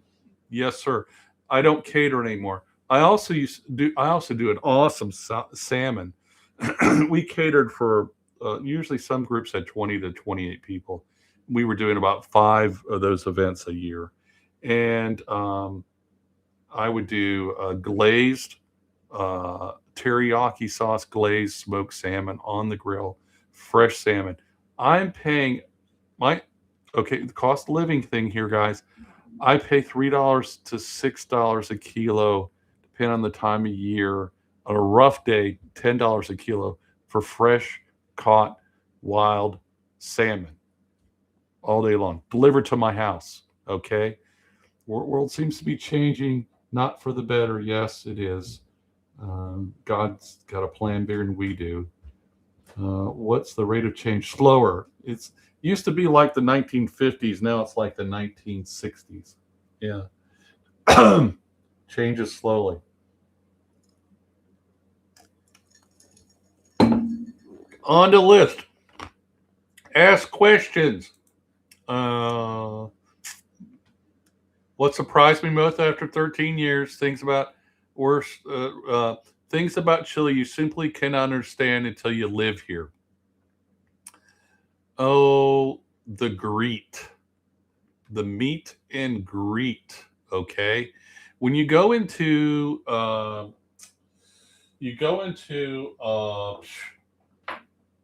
let me use my example. You go into a choir, and there's 50 members in this adult chorus, and you're all professionals, and you're supposed to be there at 4 p.m., let's say, and somebody gets there at 4 or 5 p.m., and they come in, almost an hour late. It's a 4-hour practice, and the practice stops while they walk around and kiss and each other on the cheek and shake hands, and the whole thing stops, and it's like, hey, you're late. You should have got here on time, and you're interrupting us now, and now we're not. I found it took me a little while to understand that. I understand it now, okay, and it makes sense, and I think it's cool that relationships are more important than what you're doing sometimes in Chile. Not time, sometimes, all the time. And you can't understand that until you live here. It's not about, like, we have some members that are building a house here right now. It's about the relationship they have with the builders as much as it is about building the house. And the builders really want them to understand that. Oh, if you're not happy with us, we'll leave. No, we're really happy. We just want you to move faster. Well, we're going as fast as we can and still doing the job right.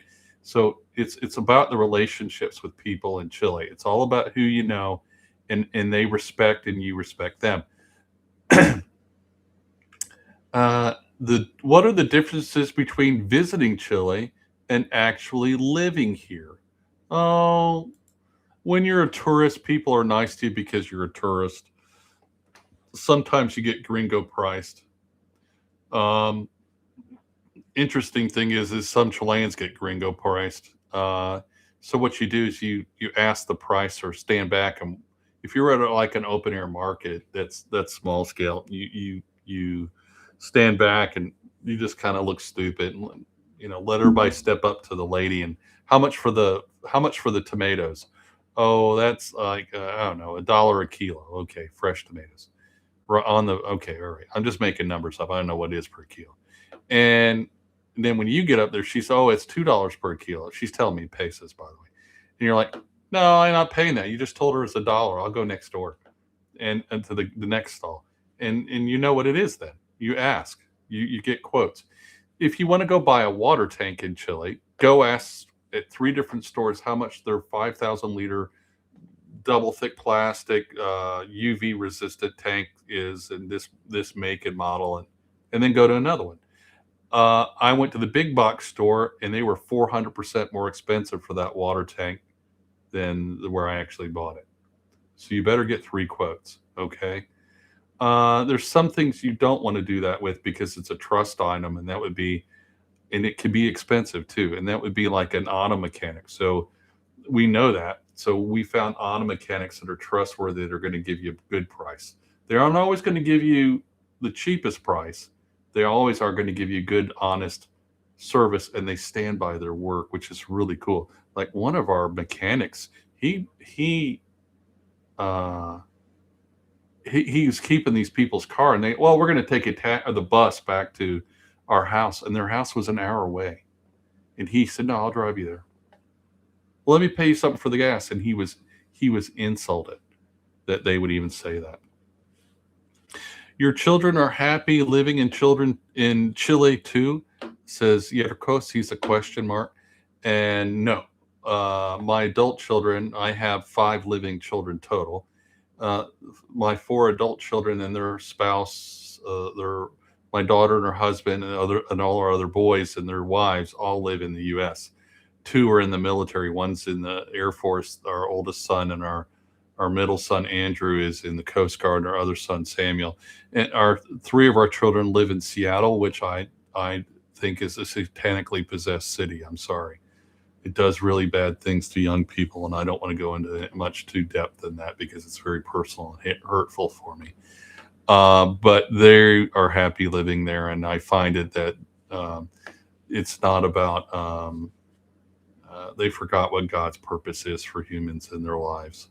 And they when you see your adult children, and I know there are other people in this group, so I'm not revealing something. When we can't lead our children and expect them always to be us, and you have to let that little birdie out the nest, and you did everything you were supposed to do to make them be honest, moral, God-fearing, and that's the important thing under all is God-fearing people. And I feel that if you have to have a moral basis, you need to be a God-fearing person.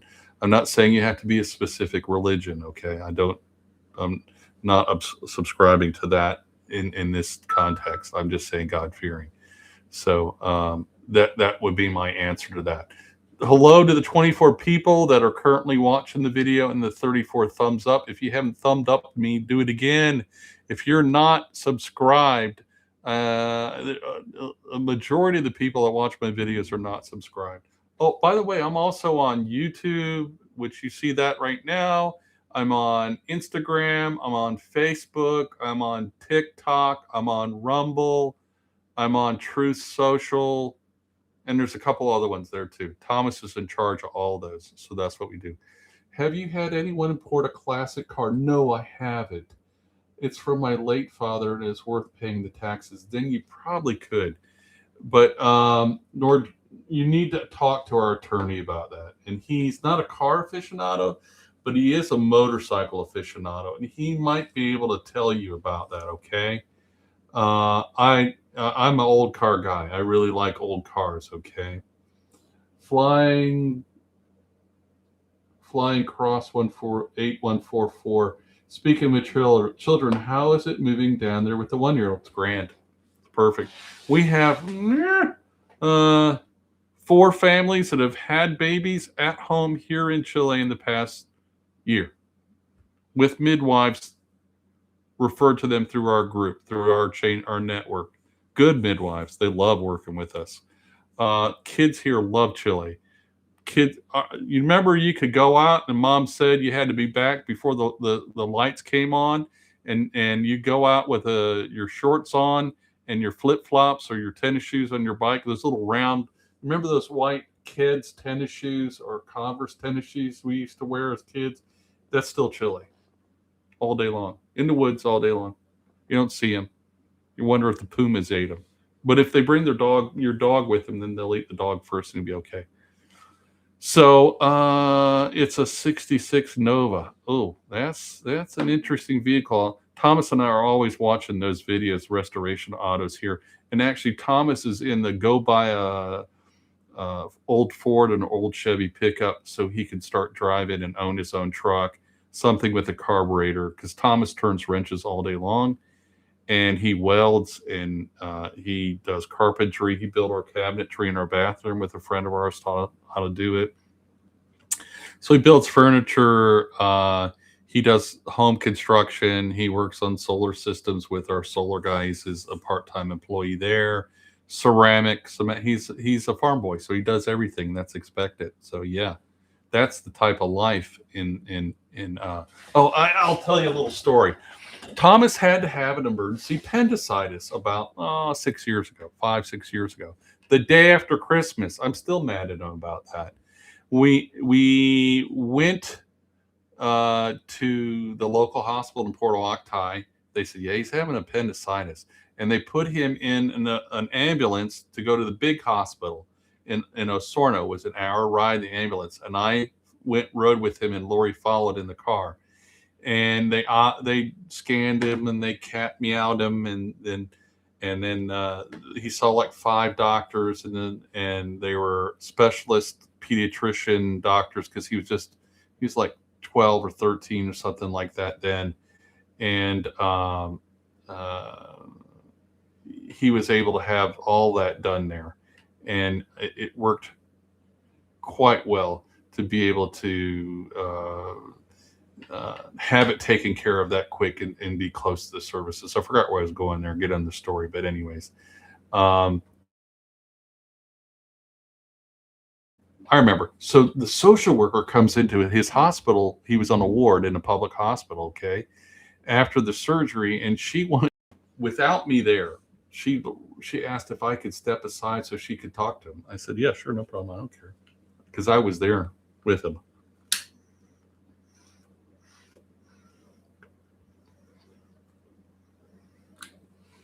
She says, okay. Now keep in mind, Thomas doesn't speak Spanish back then. He's 11 years old. Thomas doesn't have my personality. He has his mom's personality, which is not forthcoming, let's say that. And this lady doesn't speak any English, and she's a social worker in the hospital, trying to make sure he's not being abused. I understand she has a job to do, and that's an important job, okay? Because there are bad people everywhere, okay? After about 3-4 minutes, she comes over. She says, he's not talking to me, and I don't understand. I said, he doesn't speak Spanish. He doesn't speak Spanish. I said, no, he doesn't speak Spanish. Why not? I said, because he's dyslexic and his mother's teaching him. She doesn't speak Spanish. He doesn't have to speak Spanish, first of all. He's not Chilean. He's a gringo. I said, do you want me to translate for you?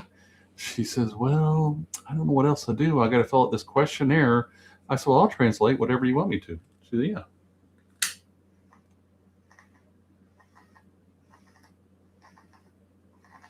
So she says, how's life at home? Are you happy there? He says, yeah. And that's Thomas's answer. Yeah. And she wants an expanded answer to his question, like, okay, what do you do? And he says, whatever I want. What do you mean, what do I want? Well, last month I welded the gate that was my school project. I had to learn how to weld. And what else you do at school? Reading, writing, math, history. I'm doing all that. Okay. But you did what? I welded the front gate for our property. I had to learn well. That's my school project. Lady about fell over.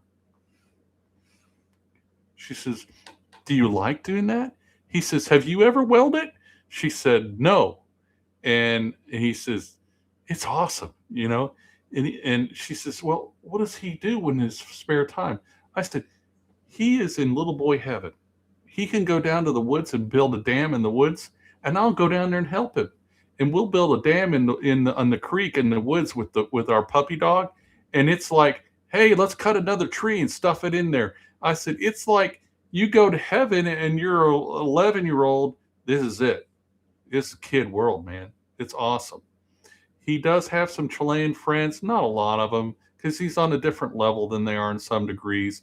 Not so much because of him being a gringo, but as much as it's his personality that he's a very quiet guy. Okay, he's very smart, but he's very quiet.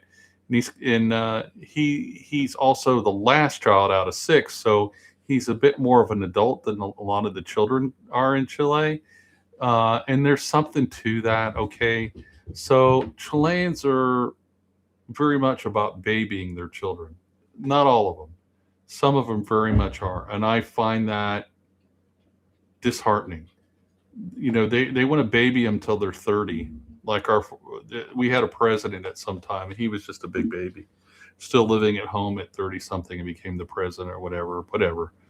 But Chileans don't graduate from university until they're 30, 31, maybe 35 years old, because it's a 6-year plan, first of all. And second of all, they're just there for the fun. They're not there for whatever. I got my 4-year degree, for instance, in 2 years. I'm not really smart. I'm kind of dumb, but I was on the get out of school fast before I ran out of money program. So Thomas is kind of like that. So when he meets a lot of the Chileans, kids his age, it's not so much now, but earlier it was, he was like, yeah, I got to do this welding project. I'm worried about this steel not doing right. And I got to have the right. And they're worried about, trying to get into this little girl's pants and stuff or whatever. And he's not so much on that. I mean, he's oh man, trust me. But he's got like, I got things to do. And he doesn't understand their he doesn't understand some of their stupidity. He's more mature in many ways because he was raised as an adult. We treat him as an equal, our son. You know, I discipline him, but I still treat him as a son. I know that's getting off our Chile expat family topic, but you're asking about life of kids here. I think it's awesome. We have some members that have are as old as 84 years old in our group, and we have families that are very young in their 20s with newborn kids in our group too. At our last meetup we had 49, 43 people or something. Half of those were kids. So there's a lot of kids here and a lot of families, and that we horse trade amongst each family. We trade veggies. We're trading. Oh, I've got starts for strawberries. Oh, how many you need? I need about 200 plants. Yeah, I got that. No problem. I'll get you 200. What? Oh, you don't worry about it. We'll make even. They don't. That's what we're doing. Okay. To build a schoolie, it lived on the road for 6 years. Yeah. We have 2 kids as well, and we're all about nature. Cool. Nordic direction. Very cool. I think, do you have a YouTube channel about that schoolie? Because I think I watched one of your videos if you do. Flying Cross 8144. Is it possible to do the van life down there while you're looking? Yes, it is. And actually, the couple that's here right now building a house, they had a camper built by one of our recommended mechanics here up in Santiago. He's actually near Valparaiso, La Serena. He built them a camper on a Toyota body so they could do just that. And while they were building around, they said, let's go look at property. And they said, Jim, will you take us to look at property? I said, sure, I'll take you a look at property. And we did, and they ended up buying a property. So now they have a camper, and they got a base to operate from. This property is phenomenal. It's on this beautiful river, like it's phenomenal. So anyhow, Nordic Rembrandt picture. Thanks. Yeah. So all right. Questions. Keep asking questions. We're getting to the narrow bottom of the list. All right. Money. Can you actually afford to live here? Yeah. If you can live where you are now, you can afford a lot better here. Housing. I got a 3-bedroom house less than 2 kilometers away from us. There's a husband and wife and their 4 kids, and they're paying $500 a month for a 3-bedroom house. Yep.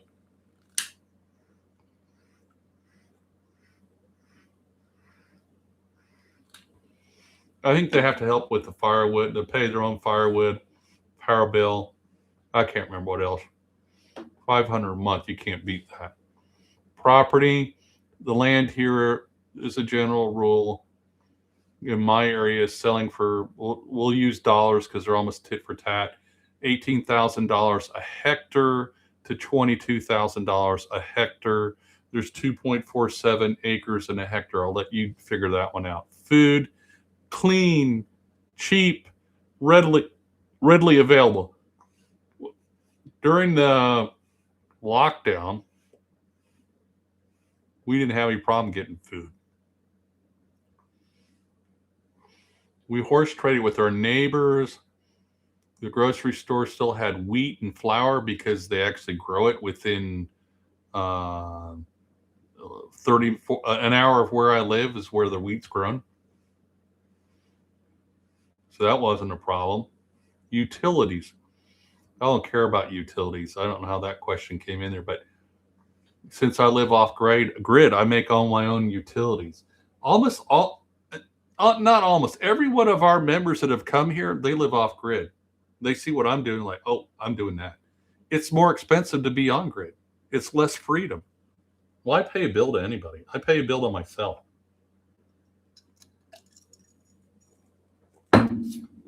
Transportation. Cars are more expensive. Buses are really cheap here.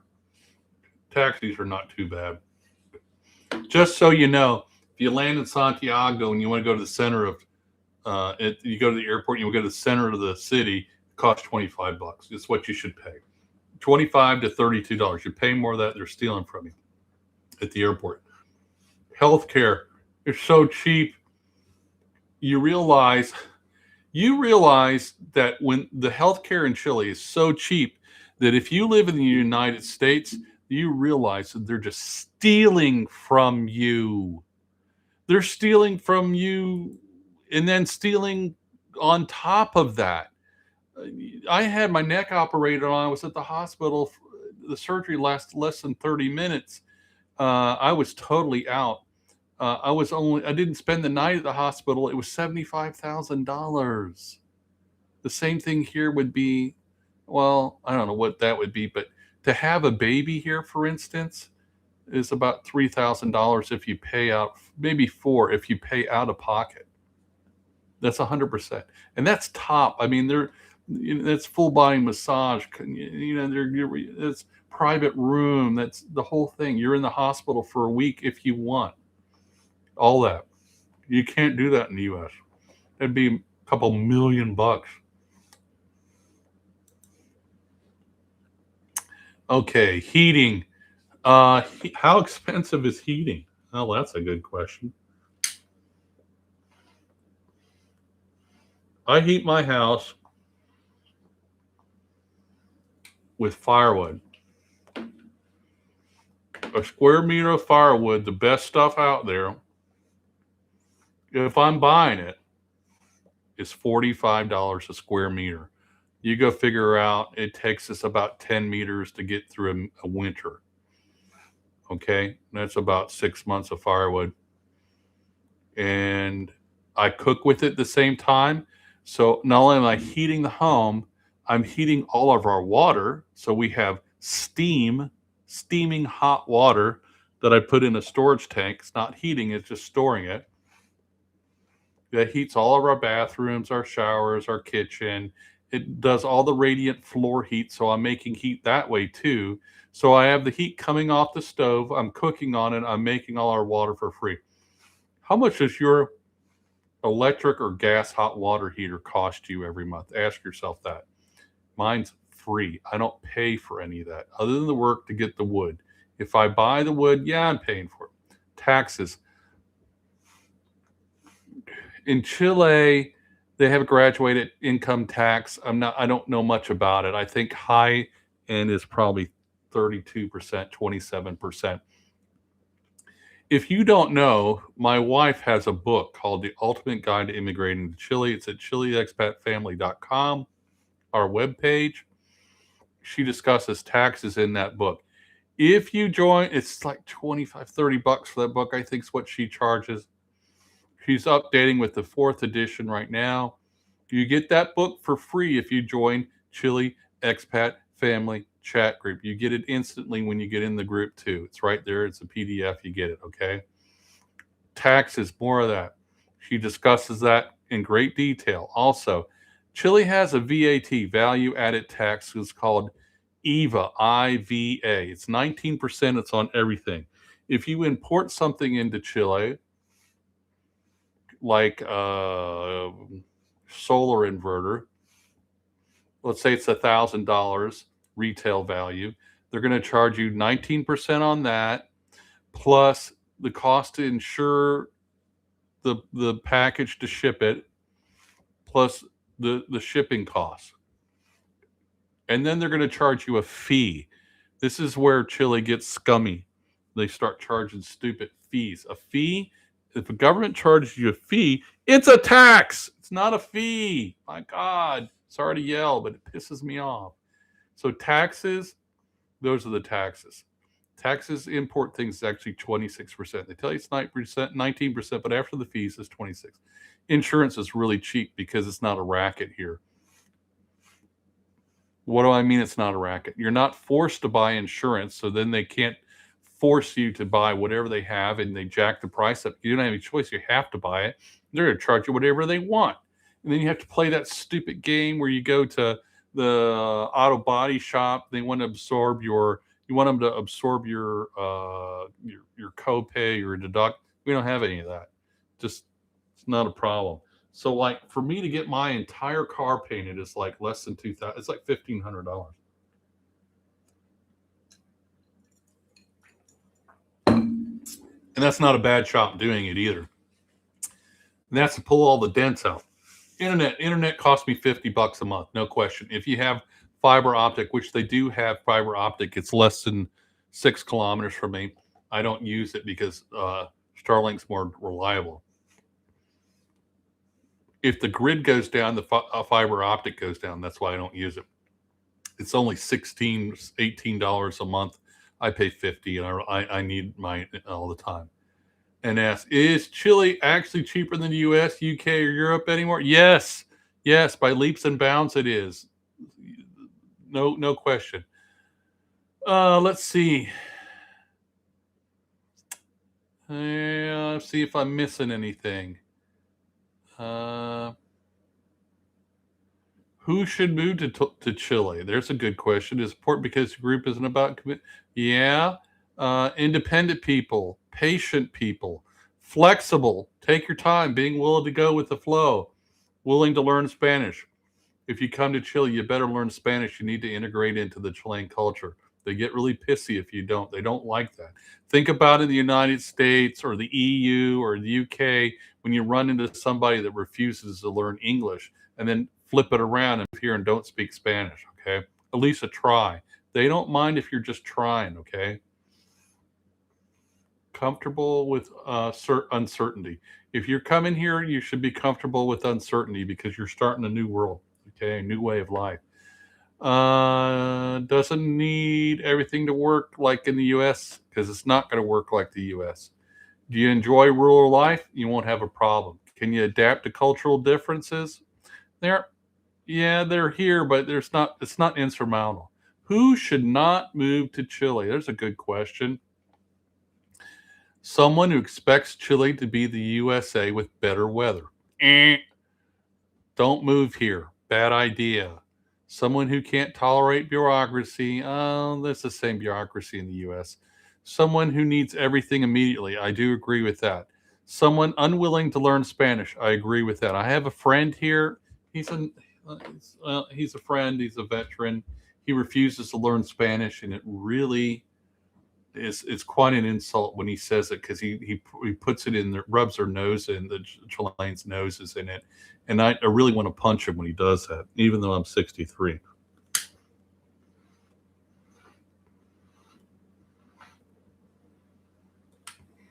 So if you come here, learn Spanish. If you come here, expect everything to be cheap. It won't. It's not. Go to Ecuador and get beat up and robbed and cheated. Go to Paraguay. We have 3 families moving to Chile who are in our Chile Expat family chat group who are from Switzerland, Brazil, and I think Germany that are leaving Paraguay because they got ripped off. The crime, the drugs, the corruption is so bad in Paraguay, they're leaving there. I've never been there. I'm just telling you what they say. You join the group, you can talk to them about it. Who else shouldn't move to Chile? Someone who doesn't want to adapt. I agree with that entirely. Someone who hates rural life but thinks that owning 20 acres sounds romantic. Exactly. And finally, the big thing I would say about that is don't come here because you're leaving the United States, the EU, or wherever in fear. Come here because this is a better place and you're prepared. How do you get prepared? Chile Expat Family Chat Group and Telegram. Okay. So knowing what I know now today to 2026 August, today's Sunday, would I do it again? Well, I'm going to answer that. Yeah, I would do it again, but I wouldn't have done it in the year 1990, right when I got married, and I never looked back. I invested a lot of time and energy in the United States between when I got married in 1990 and when our son died in 2007. We lost everything in 2008 and 10. That was however many years that was wasted. I could have invested all that time, money, effort, and hopeful dreams. Those are gone. Those are ashes in the U.S. for me.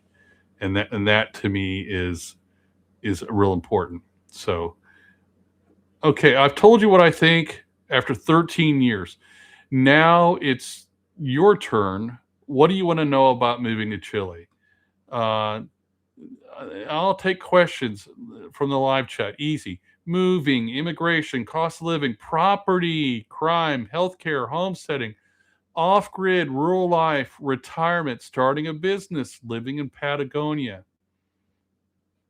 Do you have any questions about that? Let me come here to the questions because I'm reading my bullets list and I don't want to miss them. Okay, let's see here.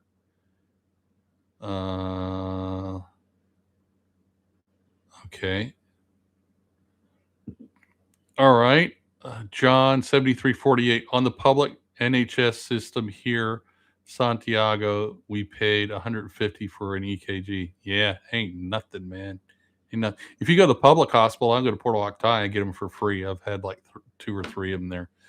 I know really good cardiology jokes like EKG, EEG jokes. It's really funny. And my dad was a cardiologist. Nor direction 2. No direction 2. Sorry. We have 3 large dogs and a beagle. Do you have any recommendations of flying? Yeah, I do. When you join the group, we have a how-to form on all that. Okay. I think Lori has a chapter in her book on it too. Okay. But it's not insurmountable. You can do it. It's going to cost you to ship your dogs. They're like shipping kids, only they're a lot quieter than kids are, and although they both poop on the floor. Okay. So yeah, there's lots of our members who bring their pets with them all the time. Yeah. We had one member, sadly, they brought one of their dogs, and the dog did fine throughout the trip, and it was just an old dog. And a month after they got here, it just died of old age after they spent thousands to bring it. Juris Bowers, indeed, I had my wisdom teeth surgery removed in Santiago. My dentist was great. I gave him a bottle of wine chocolate bars for his children. That was my payment in full. Man, yeah, that's the type doctor I'm running into too, Jarvis. Really good guys. Thomas has an orthodontist, and the guy, he might be here tonight watching. Are you watching his I'm trying to remember his first name, but he's always on my looking at my channel. Nice guy, wonderful guy. You'll find that most of the medical profession in Chile speaks English because all medicine is English, okay? Chemistry is German, medicine's English. Flying Cross 8144. Our people believe in the metaphysical down there more than... Yes, they do. They do. They're more religious in Chile. Yeah, I think they are. They're more grounded, let's say that. Pagolarini, yeah. Is there a sauna or hammam culture? There's a hot spring culture. Okay, they call it aguas caliente is what they have. Okay, or termas, which means thermals. There's lots of hot springs in Chile. The termas geometricas, geometrical baths, are awesome. They're not cheap. It's like $50 to get in. It's worth every dime. Going once in your life, I went there. Okay. How long can you stay on a visa? It's 90 days. Okay. Come down for at least 15 if you want to do a visit. Drive the country and go. Fly into Santiago, fly south down to Puerto Montt, rent a car, drive slowly back to Santiago. You got to stop and see us and say hello, okay? Awesome. Thanks so much. And so true. My dogs might listen better. That's right. Yeah. Have you experienced some quakes in Chile, and are you afraid of it? Yes, I have, and no, I'm not. Chile, you'll watch them they're watching your watch TV news here, and they'll do the morning news, and they'll have an earthquake in Santiago, and the guy will have his cup, and he'll sit there and he'll be talking like I am, and all of a sudden start shaking like this, and he's talking about his coffee stirring, and you're like, it's an earthquake. He's just talking about his coffee stirring. It's like a 7, or it's not. Chileans are prepared for it. It's not in your hands anyway, so don't worry about Never worry about anything in life that you have no control over, okay? Because it's not going to make a bit of difference other than make you sick. I don't anymore, all right? I learned the hard way, all right? So we do have earthquakes. I don't live near the ocean. I love the ocean because I'm former Navy, trust me, sailor, but I don't like tsunamis. Um, so for me, I'm not near the ocean. A tsunami is an issue. So what you want to do is make sure that you take that into consideration where you build your house. We do have volcanoes that blow their top occasionally, but unfortunately for those poor little Oompa Loompas over in Argentina, the weather travels west to east, and the Gulf, or not the Gulf Stream, the jet stream does, and it takes all that ash as it goes up in a big mushroom cloud and blows it over on Argentina, and it lands on them. The last one we saw it blow. It was spectacular. We have a mighty God. He's awesome. And it was beautiful and it was powerful. And they evacuated some areas. We didn't get evacuated. They were thinking about it. It's 30 some miles away, 25, 30 miles away. All of that ash went over onto Argentina. And the mountains were snow capped at that time, and it covered them with ash and it melted the snow. It was pretty cool just because it was so much hotter. The ash changed the color of the snow. But we have a slight dusting on the windshield of our car. It was like baby powder, and it smelled like when you got, when you got your oven in your house on self-clean electric oven, and you get that smell. It smelled like that. So for a couple of days. Other than that, that was it. Beautiful green, yellow, purple, red, orange lightning in the cloud above the volcanoes, like aliens were in charge. What's it like to start a business? Can you live comfortably on a local business or agricultural business? Yeah, they make money in agriculture here. We were talking about the rich farmers in Chile. You don't have rich farmers in the United States. They have farmers that work their butts off and hope that one day that they'll make it big. Here, farmers make it big. They work hard, just as hard as the ones that do in the U.S. If you want to come here and open a restaurant and you know how to really cook, you'll knock it out of the park. I thought about doing that, but you're married to a restaurant. I'm married to a wife, and that's enough for me. I worked in the restaurant business when I was in college. I bartended, and then after that, I worked at a diner cooking while I was in college as well to pay for my housing. And I'm pretty good at cooking. That's why I do catering, or I was doing catering. And I don't want to do it anymore because you're married to it. But if that's something that you have a desire to do, Chileans don't have a varied or speckled smorgasbord of different selections of food. On that note, I went to a Chinese restaurant Saturday afternoon with Lori Thomas in Santiago. It's called Panda Junior, because I like Chinese and I like Thai food. I remember, the Chinese and Thai restaurant, they call it tenedor libre, which is a buffet. It means free fork. Okay, we went to this Panda Junior in Santiago. Don't go there. It was terrible. It was horrendous. It wasn't Chinese. Okay, they called it Chinese, but I did eat the egg rolls, and it was not cheap. It was 60 something bucks for the three of us, and we ate because we didn't eat all day in preparation for going there. Lori doesn't like eating on the airplane, so before we get on. So yeah, so you can live comfortably. Listen, you're asking me if you can live comfortably off a local business or agricultural. What do you think Chileans do? They live comfortably off a local business or agriculture. You're just a Chilean speaking English a little bit when you get here. Okay. So if they can do it, you can do it. Don't reinvent the wheel. Take what you do well, and they don't have it here. And they don't do that. We have a member just joining right now.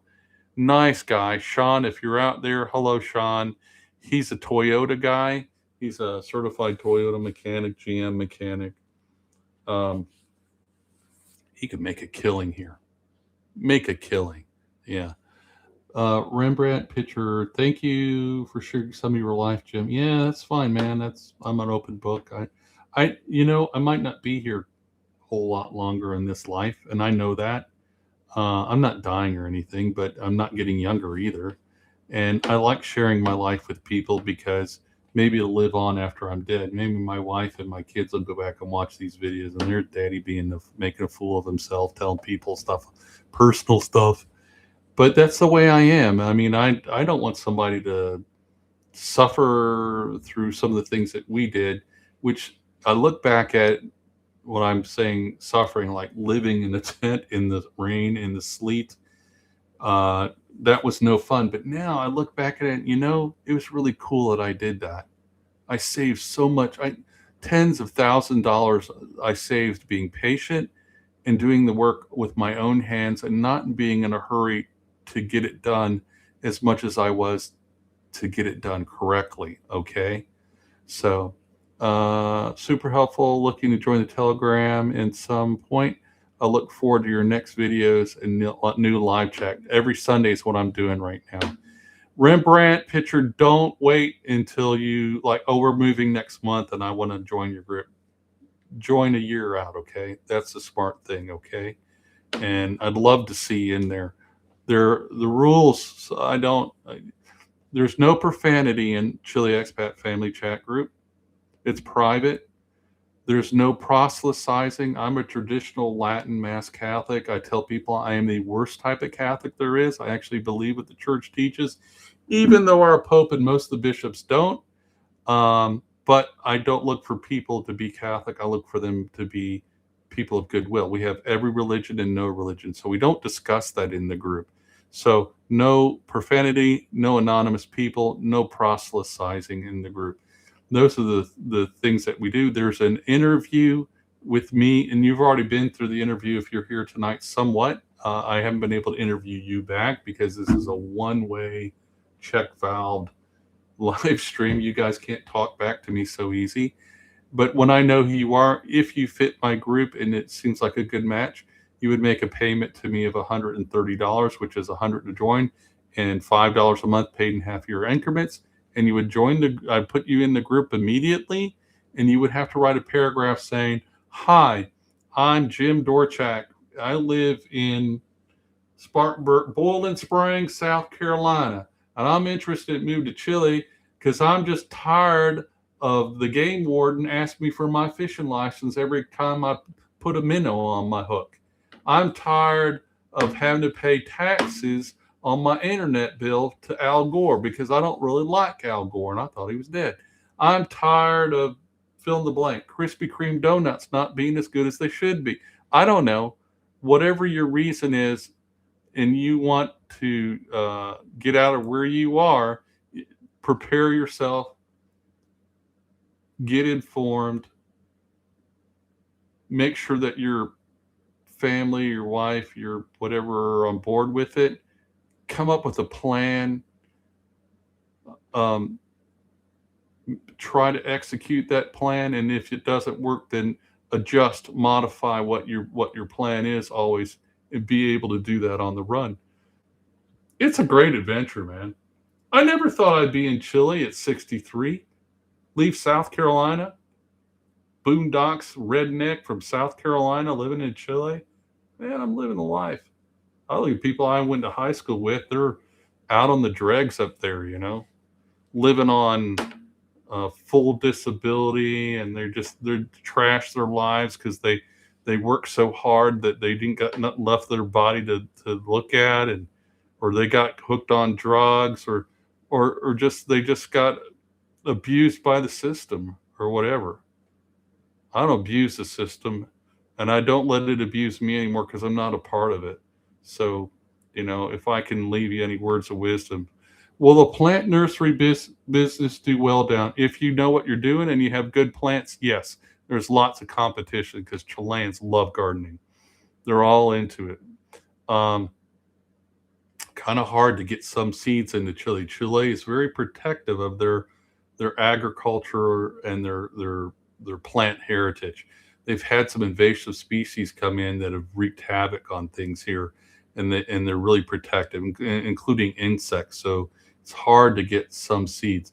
So there's like a little secret seed network in Chile in some regards, especially amongst the gringos. And I won't say which ones or how I know. But my wife, Lori, graduated from Clemson. She is an ornamental horticulturist from Clemson, ag graduate, and she worked at Biltmore House and Gardens in the gardens there. So she knows her plants or plantology. I'm a Chilean living in Florida for about 30 years. Love watching your videos. I know your area where you live very well. On a summer, I used to vacation in Las Cascadas, Puerto Varas, and Frutillar. Las Cascadas is about 30 minutes from my house. I'm between Octai and Las Cascadas. Nice to meet you. 1974. Medieval. I can't read. Sorry. My eyes are getting tired. I apologize. It's not my intention to slaughter your name. Medieval. I don't know. Your homesickness. I'll tell you this. We've had 3 families join in the past week, and one of the spouses is Chilean. And there's a family from Australia that's moving here. One of them's Chilean. I got a family from Arizona that's moving here that's Chilean. I got a family from Virginia that's moving here that's Chilean. There were some terrible things that happened in Chile, just like there are terrible things happen in the U.S. in our history there. And it is history. And it is history here. It is still very, very bitter here and very fresh wound. And those people left, a lot of those families, and now they're coming back here to Chile because Chile is such a beautiful jewel. It's such a precious place to be. It's untouched in many ways. And you can still find property that I've walked on personally here in Chile. And I know for sure no human foot in the past 100 years has touched where I stepped. So for somebody asked earlier, I don't remember who it was, we can go hiking here. Yeah, I've done that. I've gone horse packing here for 10 hours one day, and we went places that only God's seen. Yeah. Is there a fashion district like the one in Los Angeles where you can look at a variety of fabrics, sewing notions, and sewing machine replacement parts? A lot of what's done here in Chile is done online in that regard. Okay. Lori's a big sewing bee. Not this shirt, or these pants, but most of my clothes are made by my neighbor down the road. All my jeans are. This hat was embroidered by her, Chile Expat family in Gringo Jim. Some of the merch I'm working on getting for the U.S., but I could have these hats and sell these hats and me make an okay profit, like $2 or $3 on them. I could sell them for $15, but it cost me $45 to mail it to you, and that's why I can't do it. But there's not the fashion that you're thinking about in New York. We do have a lady that's moving here from New York City, and she is a retired fashion lady. She's bringing her whole collection with her, and she's very interested in the same thing. And I wish I knew what to tell you, but I mean, that's such a specialized thing. But Chileans are very do-it-yourselfers. So like Lori has a serger machine, and she has 4 sewing machines. 2 are old white Gretel pedal antiques, and the others are, I don't know what, the electric ones. So lots of Chileans are really into sewing. I personally find it morally objectionable to buy anything from Amazon when I can go see my neighbor Isabel, who's just as sweet as a bee. She's probably 10 years younger than me, her and her husband Chris. And she'll say, "What do you want, Jim?" I said, "I need this, this, and this," and I'll bring her an example or what, and she'll make it for me. She'll pick the fabric out and everything for me. So it's Maudib. Oh, Maudib. Yeah, from Dune. I remember that. That's a good flick. I like the original one. Okay. But my name is Louis Arros. Pleased to meet you, Louis. Nice to meet you. I'm James Oliver, or Jim Dorchak, and Chileans call me Gringo Jim, and I like being called Gringo Jim. Yes, we do have 4 families from Canada. I think we got a couple families here from Canada already. Yeah. And that's from Tony Lang, 5838. 19446. Maybe in the southern Santiago. Yeah, probably. I I easily get lost in Santiago, and I'm not directionally impaired, being a former navigational specialist in the Navy and a pilot, commercial pilot, but you can get things in there. We can hear you, but it's coming across a little broken up. I think that's because we've been on for 2 hours and 29 minutes and 38 seconds. So, guys, I'm getting a little tired, and it's been a long day for me, having flown up to Santiago yesterday and flown back today. If anybody has any questions, ask this moment, and I'll wait about a minute for you to answer while I light my pipe up. If not, I'm going to close the live stream down here in a minute.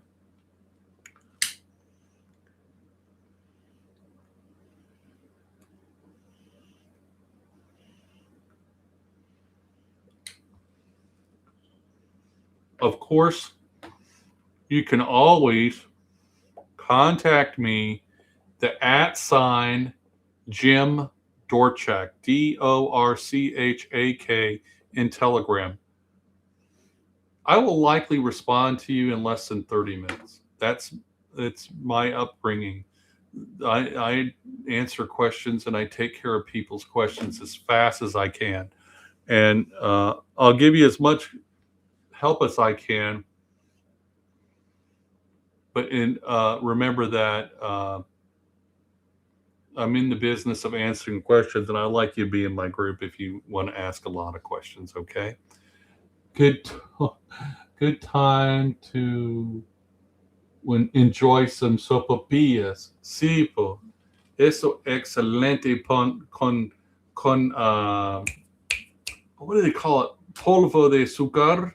I can't remember what they call powdered sugar.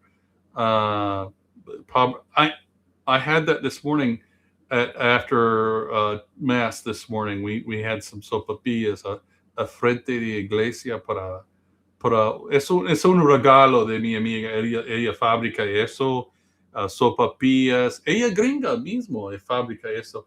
Y ella fabrica, es mismo una empanada, pero no es empanada. Es un torta, no torta, but it's a pastry it's a pop-up, like an apple pie. She made them. So anyways, any other questions? Well, it's been a pleasure speaking with you guys tonight, and I really do treasure the time I had with you. I appreciate your questions. They're really good questions. Please refer your friends to me if you're interested. We're having whole families join our group recently. We had 2 families that are related, in-laws, outlaws, the other day, and it's really nice to have families joining Chile Expat family. Okay, and I love to have you in there, and you can find me in Telegram. Yes, it's better with your microphone close to your mouth. My bad. Sorry about that. Yeah. So again, thank you very much. Ciao from Chile. Ciao from Chile Expat family.